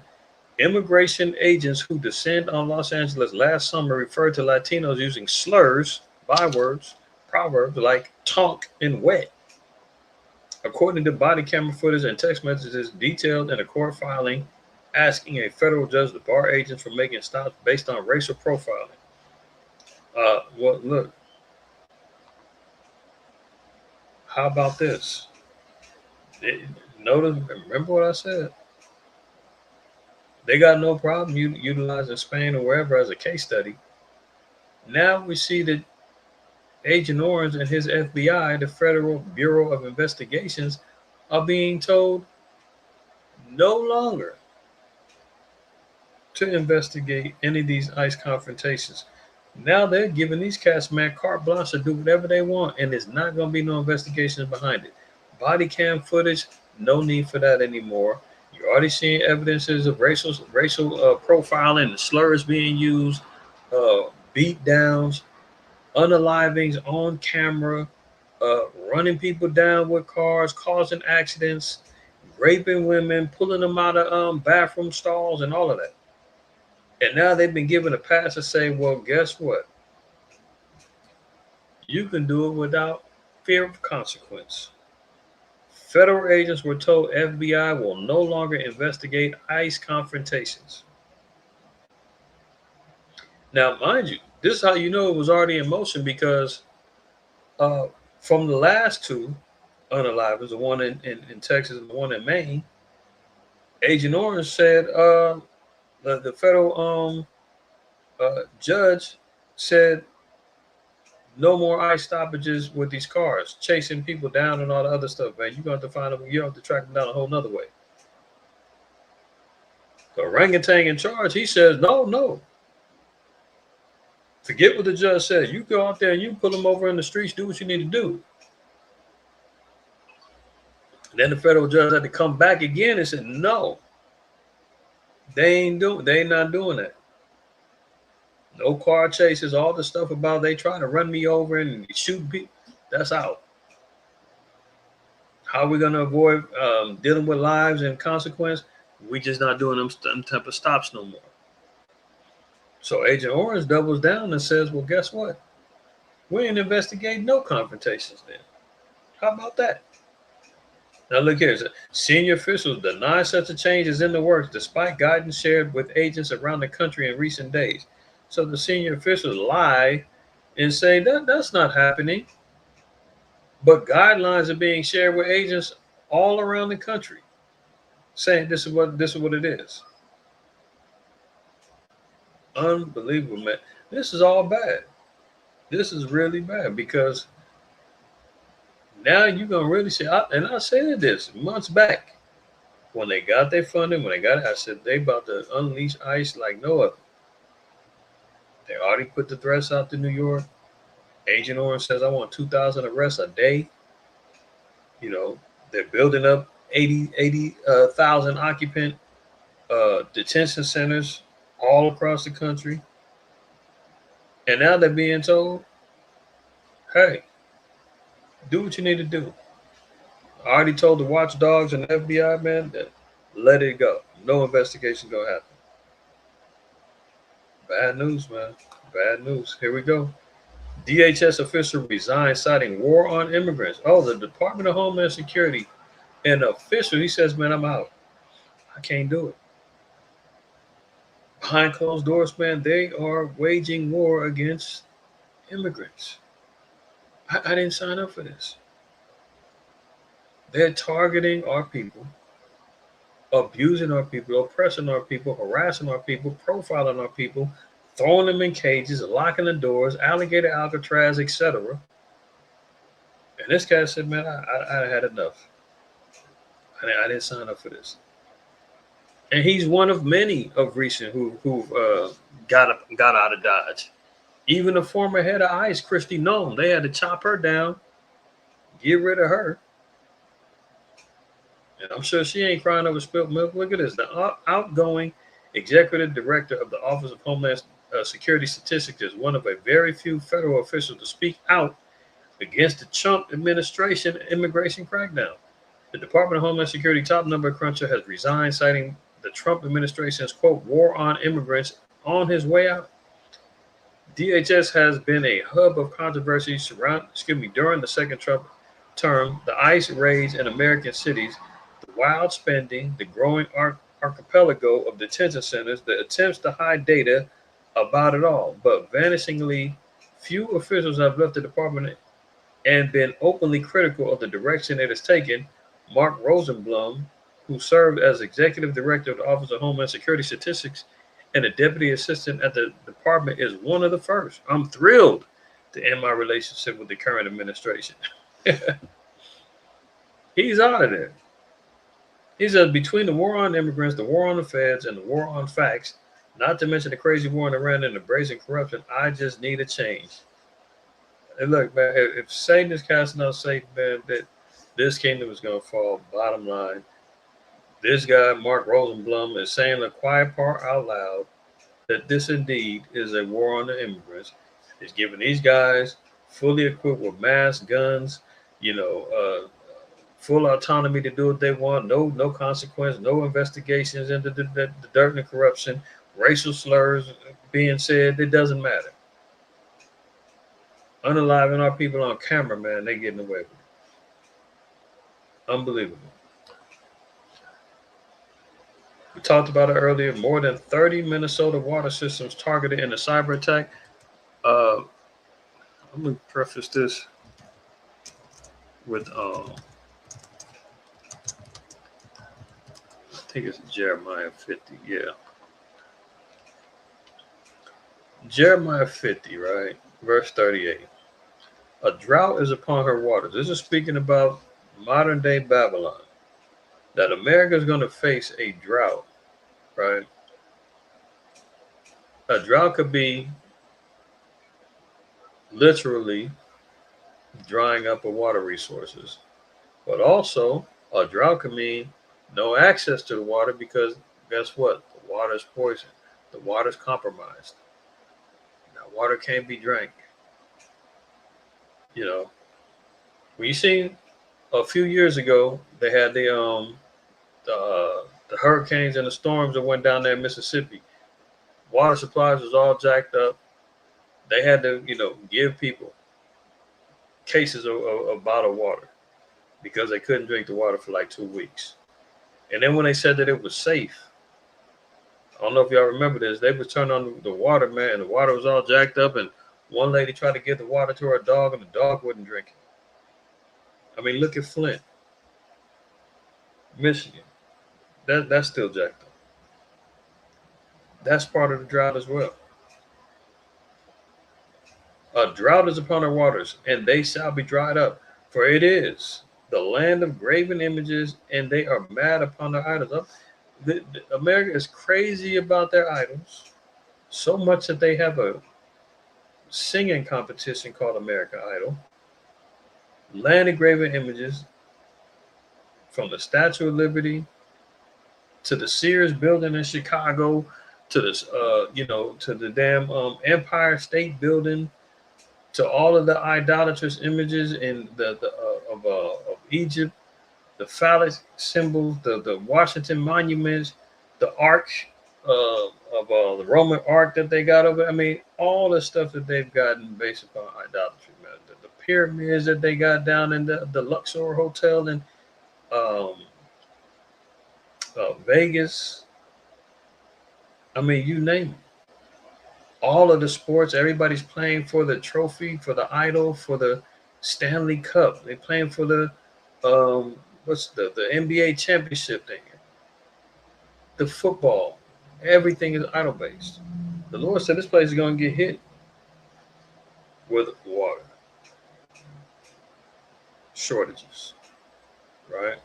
So when we see more than 30 Minnesota water systems are targeted in the cyber attack, and of course it's saying this looks like the work of Iran, with no real proof, immediately they say, oh, Iran did it. How do we know that the same people who can program beepers to blow up on people, you know what I'm talking about, couldn't have did it in order to provoke a further attack on America? Listen, when the small house men don't get their way, they'll do something to convince people to see things their way. Outside of this, this particular article came out a couple of days ago. As of today, I think they said 7 other states have been under the threat of a cyber attack on the water supply system. So, be that as it may, we see that the water now is being attacked. America is already in, a similitude of a third world country when it comes down to water rationing, especially here. Look, Colorado residents are ratting out neighbors over water use during the drought.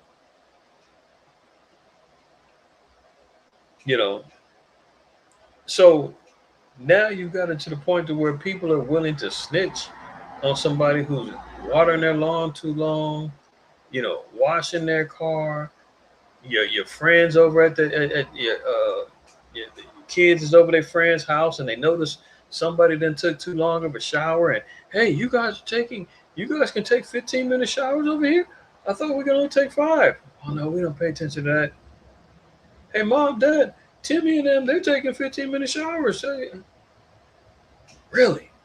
We need to call the authority. My water bill's going up because they're abusing the water. They turn everybody on each other, man. People start cannibalizing themselves over this shit because they can't control. The Lord saying drought is on the way, man. I mean, look, this is third world type situations, man. Imagine you in Kenya or the middle, Africa somewhere, or India somewhere where water is running low. People's going to be fighting over the water. People's going to be snitching on each other for the water. People's going to be upset because they can't have access to something that they should, would think is free for everybody. If the earth is damn near 3/4 of water, three-quarters water, how come you can't get the water flowing? Well, maybe because the Most High said drought is on the way. This place is accursed. Scofflaws violating water restrictions have sparked tensions throughout Denver, turning residential streets into checkerboards of virtue and vice.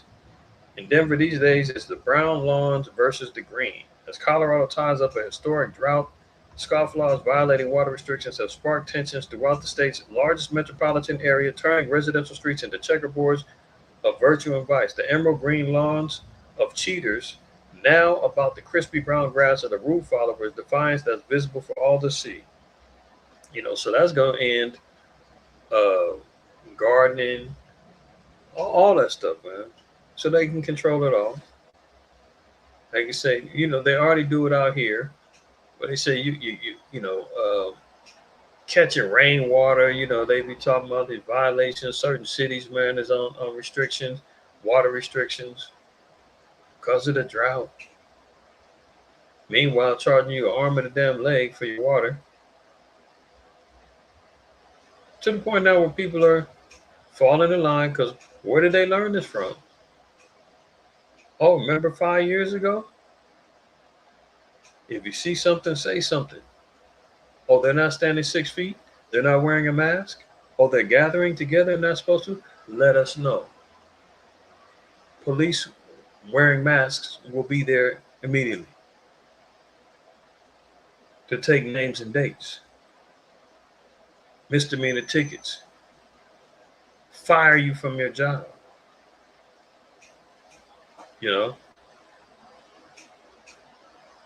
So they learn the tattletale culture in these particular scenarios because they were trained up early from the COVID scenarios. Water crisis. Well, this just in. We're getting word on what states would see water cuts to manage the Colorado River under a new proposal. Yeah, something we've been following for a long time. This is a major update. Arizona is one of 3 states that would take less water from the river. Colton is joining us now with more of the details. Colton, what are we learning? Yeah, it had major implications, guys. Our state, as well as California and Nevada, would face cuts under this new proposal. So the proposal from the U.S. Bureau of Reclamation says Colorado, Utah, New Mexico, and Wyoming would not face cuts, at least for now. And this would still just be a temporary fix as the states that rely on this river still fight over long-term management plans for this dwindling resource. So under the state, the lower basin states, including ours, could face collective cuts up to 3 million acre feet through 2036, which is actually enough water to serve more than 25 million people a year. So you can see that is significant. Look at the weather. It's Arizona. 114. 89 at night.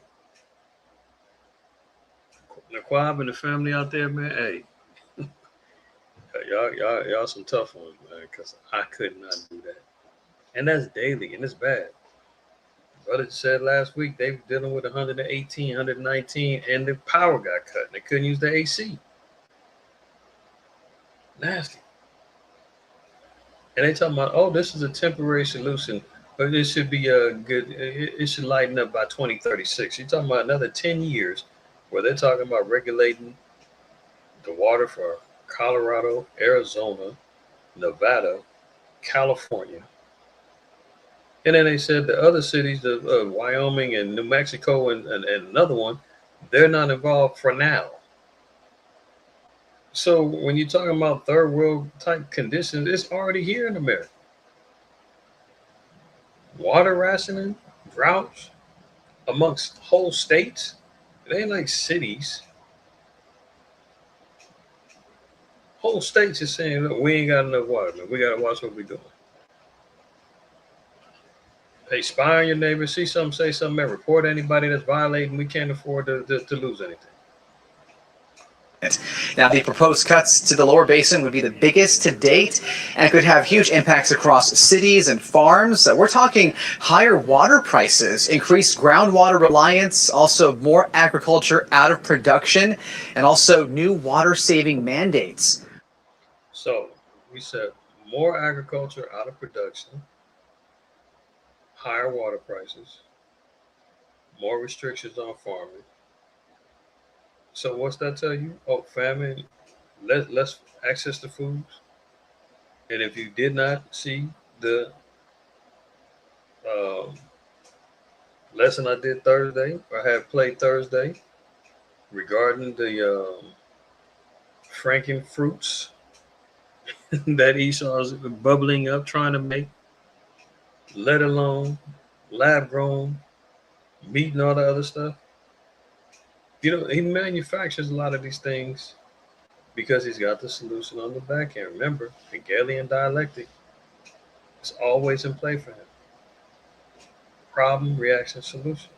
We're also hearing from the CEO and president of the Arizona Chamber of Commerce on this proposal this morning, saying, quote, the U.S. Department of Interior's decision on future Colorado River operations places a deeply disproportionate burden on Arizona and fails to deliver the truly basin-wide solution the river demands. We'll, of course, keep you updated as this story continues to develop. Tess?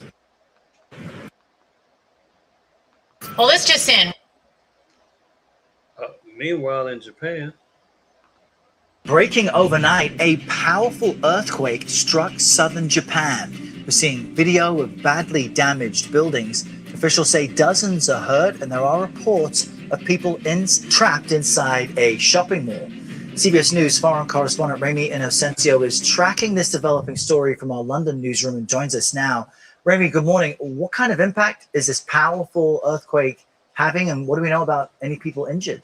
Absolutely, Errol. And we're getting this as it's coming right now. Breaking news, this strong magnitude 7.1 quake rocking Japan's southernmost island. It's called Kyushu.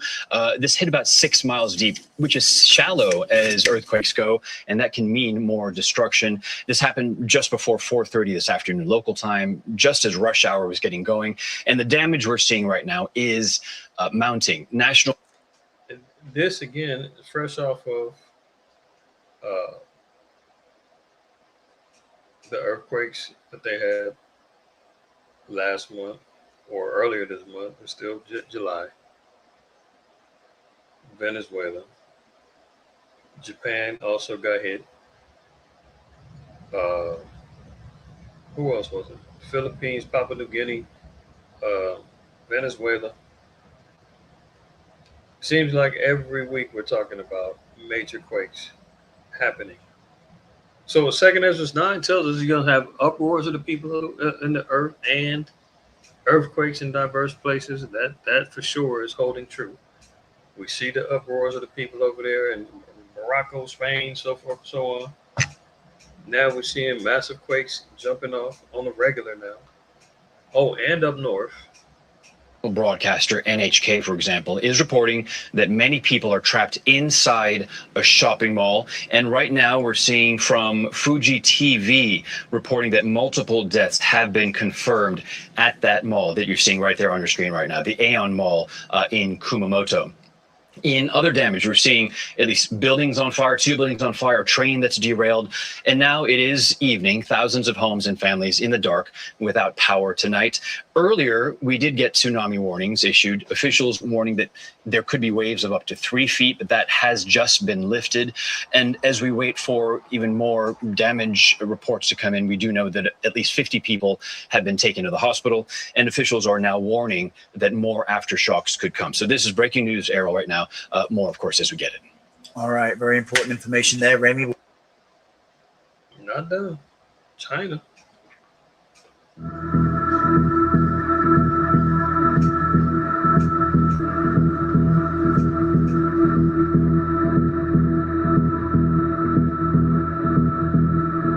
So Japan 7.1. Next day, China gets hit with 2 5.2 magnitude earthquakes happened within 20 minutes of each other. No, not within 20 minutes of each other. That would make it sound like it was 40 minutes of elapsed time. Within 20 minutes.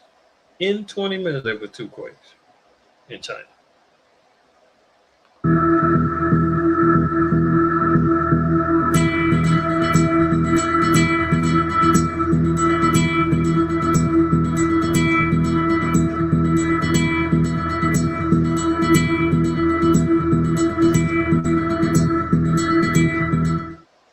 So, scriptures holding true with the quakes.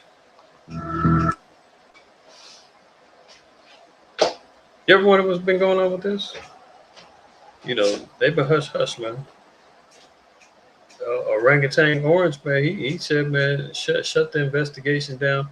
You know there's some corruption going on, man. When he shut down his own investigation regarding the quote-unquote assassination attempt that happened to him a year ago. He said, shut that down. We don't need to investigate that no more.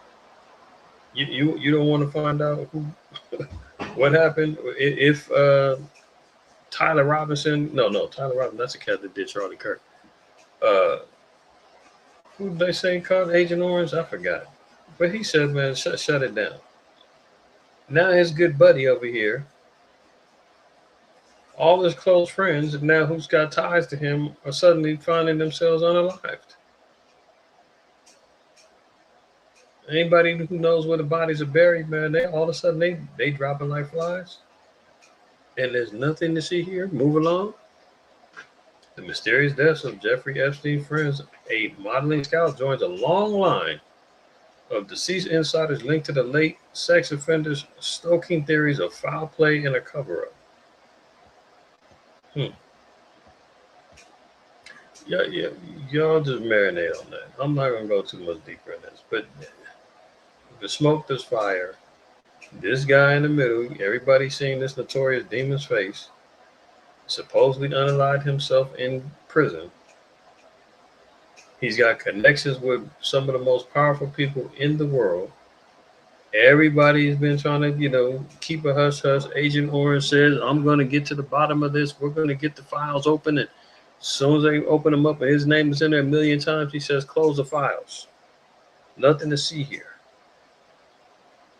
And now all of a sudden, some of his closer buddies who knows where the bodies is buried, they're now coming unalived. Okay, moving on. U.S. prosecutors charge an Atlanta man after graphene OS phone wipes itself during an airport search. Why is this important? There's a particular phone app, I guess it's called Graphene OS, that you can wipe on a Google Pixel phone, that you can wipe your phone clean. Guy does it at the airport. Now, granted, could be fair. Maybe he has some dirt on there that he didn't want to be seen. What kind of dirt? Who knows? But the fact of the matter is that he got prosecuted and arrested for doing that. So imagine what happens when the entire grid is open to who's playing nice with the B system, who isn't. If you decide to say, I'm wiping my phone, I'm out of this system, we're seeing people get arrested now for doing that. Someone says a hot potato federal case in Atlanta is raising questions about a privacy-focused mobile operating system. Privacy-focused, so that lets you know that your privacy, my privacy, is always going to be under scrutiny. It isn't really private. They want in, they can get in. And if you try to say, get out, I'm wiping this thing, oh, we're arresting you. What are you hiding? Look at this. With prosecutors arguing that his features were used to erase evidence, the U.S. Department of Justice is attempting to prosecute Atlanta resident Sam Tunick under a federal statute that makes it a crime to destroy property in an effort to prevent it from being seized. The case centers on Tunick's use of Graphene OS on open source operating system, an open source operating system that works on Google Pixel phones and lets users enter passcode to wipe a device clean. Experts said the legal approach is unusual and may be the first time the law has been aimed at an operating system. It's concerning and sends the message that Graphene OS is criminal by default, said Christoph Boutry, a cybersecurity and surveillance expert. Boutry and Bill Buddington, senior staff technologists at the Electronic Frontier Foundation, both said they had not seen a similar case. So this guy's case is like no other, where it comes with the Google Pixel phone, and he decides he's going to wipe his phone clean. Now, they don't, I didn't go too far in depth as to what particular crime or testimony he's being held for or whatever. Like I said, could he have some stuff on there that could, work against him? Probably so. But let's say he didn't. And a man just wants to try to keep his business clean. Maybe he has some pictures of his wife on there. Who knows? And he's like, look, I'm not going to have this be played out in court. I'm not going to do it. I'm erasing it. I got it on my phone. They can't tell me I can't wipe my phone.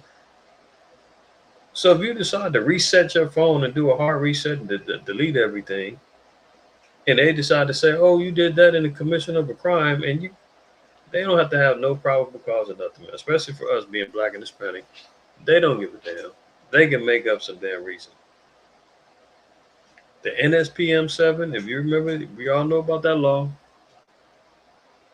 Your speech, all that could be held against you in contempt. Was they, funneling through your text messages and all that? If it ever came up to say, hey, you're in violation of NSPM7. You've been speaking against right-wing Christianity, America, all this other stuff. And now they say, well, give us your phone. And you say, but no, I'm going to wipe my phone. You're in contempt. You broke the law. Where are you? More evidence. They're just building these particular cases, man, so that they can have excuse for doing what they want. I mean, hey, if he can tell the FBI no more investigations for anything that ICE is doing, I mean, all bets is off. They can make it up as they go along. Nasty. Congo, Ebola, death tolls 1,400 as vaccine trials start. Oh, so now they got warp speed going over there. Of course, they're gonna roll up the arms of the people in Congo over there. I'm not gonna call them all Africans. Some might be Israel, but by and large, now they got them rolling up their sleeves because they got the Ebola outbreak over there, man. Meanwhile, they not solving the hunger problem. When people's out there escaping the damn quarantine facilities because they ain't got no food over there, and they're running rampant in Kenya and Congo and everywhere else. Now they say, oh, we got a nice little poking arm for you. Come on over. I mean, but we'll see what comes of that. But that thing is still rising. And if you watch the movie Contagion, they save all the outbreak diseases for future use in the little cryogenic freezers.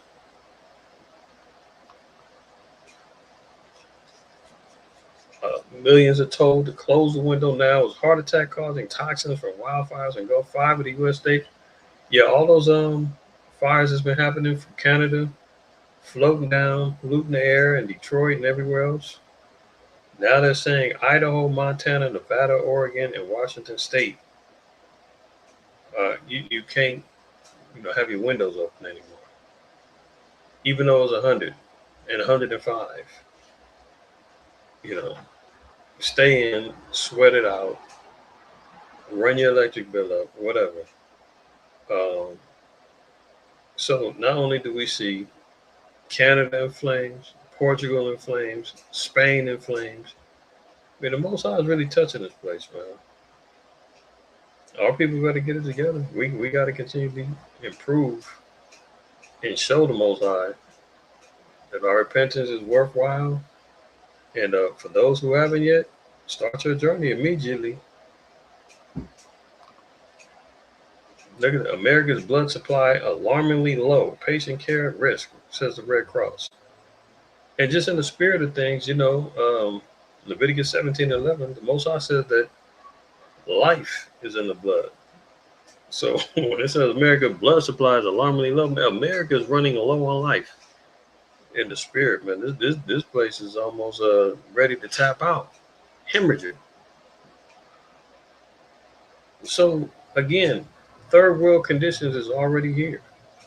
When you got low on blood supply, so medical supplies is running low, water's running low.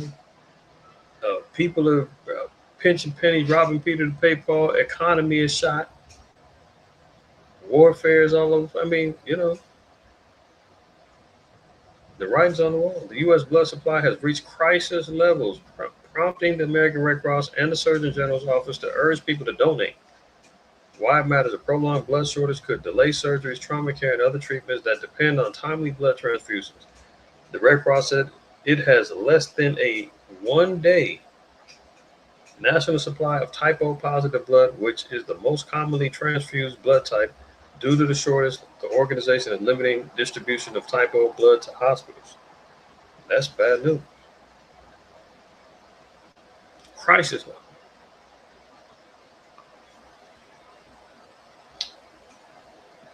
Residents are furious at the plan to seize and destroy their homes for AI data centers. Quote, "We don't have a choice in this." So the tech armies, the AI data centers that they're building up all across the country, draining the water supplies, boosting up the electricity bills. Now they're over here seizing people's homes. Just like they did back in the 80s out here in LA when they built the 110 freeway. No, the 105 freeway, I believe it was. And people in South Central and in other areas of the city were forced to sell their homes so that they can build and expand this highway. Otherwise, they get seized under eminent domain. It's the same thing that they're doing with these data centers. Now look here, it says, as dozens of cities, remember, Micah 2 says that they covet fields. They work mischief upon their beds. So here they are, the tech geniuses, the technocrats are sitting back, plotting and planning on how they're going to colonize and steal people's lands, move people out their homes, build up these data centers so that they can have a global grid set up, equipped with being able to monitor, track everything from your digital ID, your carbon credits, your spending habits, your following your cookies, everything else. Tracking your car, the flock cameras all over the place, powering all the AI to run the tech sectors and all these companies, building up the robots to take over the labor jobs. As dozens of cities across the U.S. are forced to scrap their plans to build power-hungry data centers, some civic leaders are no longer asking. Now we're seeing man against the machine, Skynet type scenarios, and people are putting up a fight. You see protests going on. Last week, what was it? 40, I think they said 40, what was it? 47 or 46 of the 50 states all out protesting these data centers getting built up. People know what it is, but they're not stopping. According to the new report by Fortune, the state of Georgia's for-profit utility company, Georgia Power, is looking to demolish and pave over some 30 homes and 330 parcels of land that currently block the route of a 1,000-mile transmission line. Now, see here, it says, backed by the state, Georgia Power is now working on paying landowners to move or else face the seizure of their property by eminent domain. Now, I just seen, it was like a short of a debate between some Christian pastor, and I think it might have been IUIC or somebody. And the Christian pastor was talking about, I just want to make sure y'all break. I'm understanding you guys understanding about Deuteronomy 28, and you saying that that's a transatlantic slave trade. Are you trying to tell me you're a slave? Well, you can work, you can buy, nobody got you in chains, you can do whatever you want, blah, blah, blah. Like, the dumb Negro has no idea that you do not own anything. You don't own these lands. Anytime they want to take it, they can take it. Even if you paid off your 30-year mortgage, you still pay taxes on that land. Don't pay them taxes, that land can get seized. They've got eminent domain. When they've got state-run or state-funded projects or whatever that they say is in the interest of the state, eminent domain means it belongs to the state. They will compensate you for it, but they can seize it and take it if you don't play nice. They've got laws like civil asset forfeiture.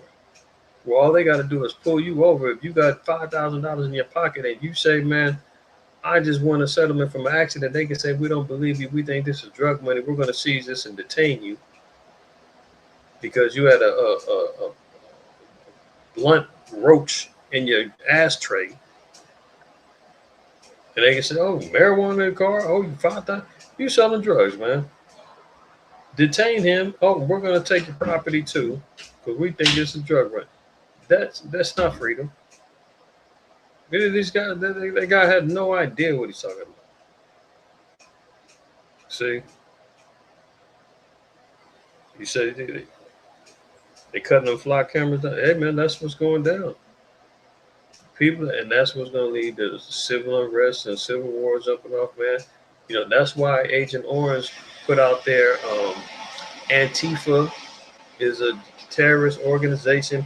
Anybody that tries to organize anything that goes against the structure and the system that's being lined up, they already got the laws and the classifications that you're a terrorist and you're going against you're committing acts of sedition. January 6th already paved the way for all of that, even though those are all his people. He's paying them off. You or I go do it, you asked out, man. FEMA camps is waiting. So look down here, man. It says one woman whose childhood home was in the utility company's warpath has taken to social media to raise awareness about the impending takeover of her mother's house. We don't have a choice in this. They're going to be expanding power lines, the woman, Ansley Brown, said in one video posted on Instagram. Why? For the data centers. All of this is for the data centers. So everybody's seeing and knowing. The tech takeover is in full effect. All bad. Your man Frankenstein, Fauci, man, they pulled him out the crypt. He thought he got away. He was running off into the sunset, thought he could retire. No. Rand Paul's been chasing him down for years, wanting him to answer for his crimes.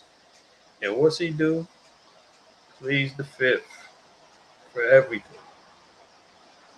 Pleads the fifth regarding the pandemic, the nature of it, the origins of it, why did he say all the stuff that he said? Everything's plead the fifth. You know, I don't always live by this rule, but sometimes when you don't say something, it's almost an admission of guilt. Now, in this particular scenario, we all can agree. This guy is guilty of sin. And he said, I'm not going to say nothing that could further incriminate me or to satisfy, any of y'all here. I'm old as dirt. I did what I did, and I'm out of here. And they was flaming him up. They was on him in that little congressional hearing. But hey, man, the dude said, "Oh, plead the fifth. I'm not saying nothing." You know you're guilty as hell, man. You know, you facing a crime was the first thing they tell you to do. Shut up. Plead the fifth. Don't admit to nothing. Don't debrief. Don't talk to nobody. Get your lawyer. He played it smart. I ain't saying nothing.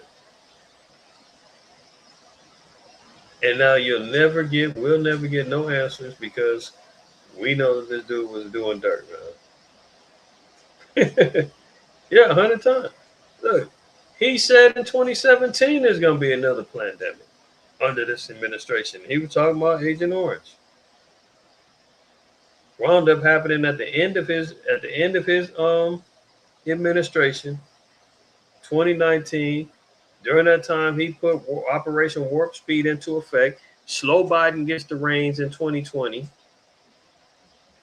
and crashed out. You trying to tell me you knew what it was? You lied and said that it wasn't. It came from bats. Everybody said no. It came from the lab. NIH. Resource labs and all this other stuff. He lied about everything. He says it's only going to take 2 weeks to stop the spread. Oh, mask ain't going to do nothing. Next thing you know, he said mask up, glove up, 6 feet. Oh, lockdowns, quarantines, all this other stuff, pokes in the arm. And now they sit back saying, what was all that about, man? Why'd you lie? I plead the fifth. You know the damage that you did? You know how many lives that you caused to falter? Plead the fifth. I mean, these devils get away with whatever they want, man. It's wild. But they ain't getting away. Most I got, you got some stuff for them. Let me wrap it up with a couple more, man. Sales are so low. California wineries are burning their vineyards, man. People can't afford to wine no more. Wineries is burning down vineyards, man.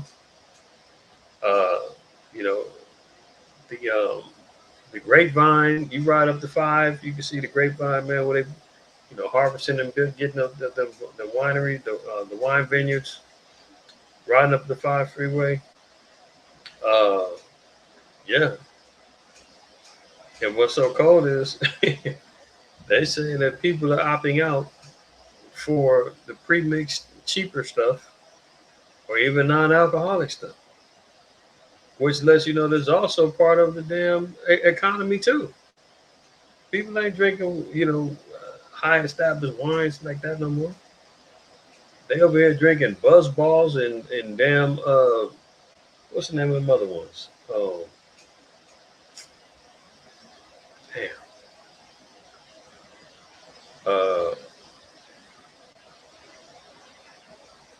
I forgot the name of the things.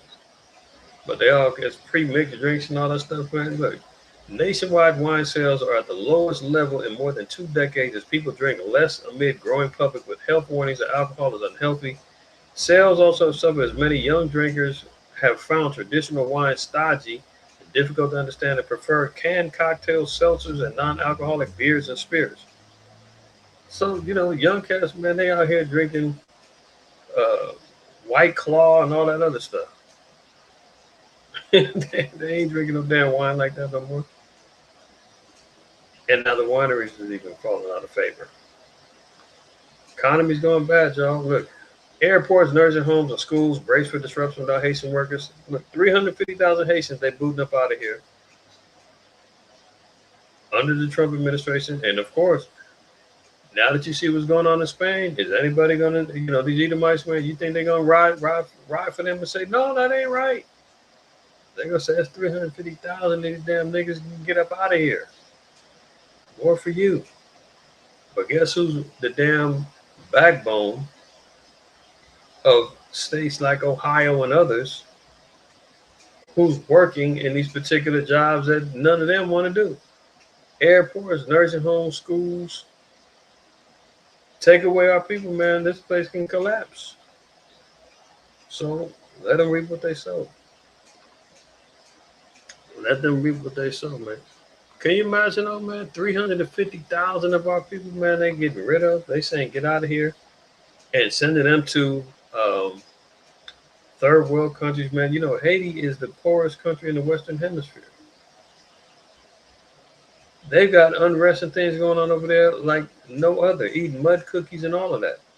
And you trying to tell me that that's not a humanitarian reason for them to be living over here, already established, working, contributing to society, and you saying, oh, because your paperwork ain't up to date, oh, because you came over here the wrong way.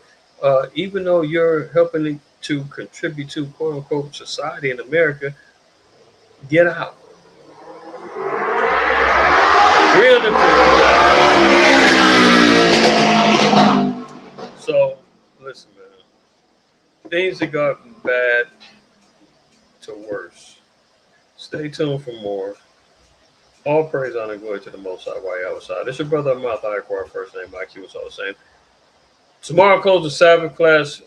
Please tune in. You don't want to miss it. We're going to close out those 7 trumpets. Man, we'll finish off Revelation 9 and wrap that whole thing up so that we can kind of get a better understanding of how things are going to be playing out as time progresses and moves forward prophetically through the Spirit. Other than that, man, I want to give all praise, honor, and glory to the Most High, IQAhmath side. Always remember, fear the Most High. Keep the commandment. Don't shoot the messenger.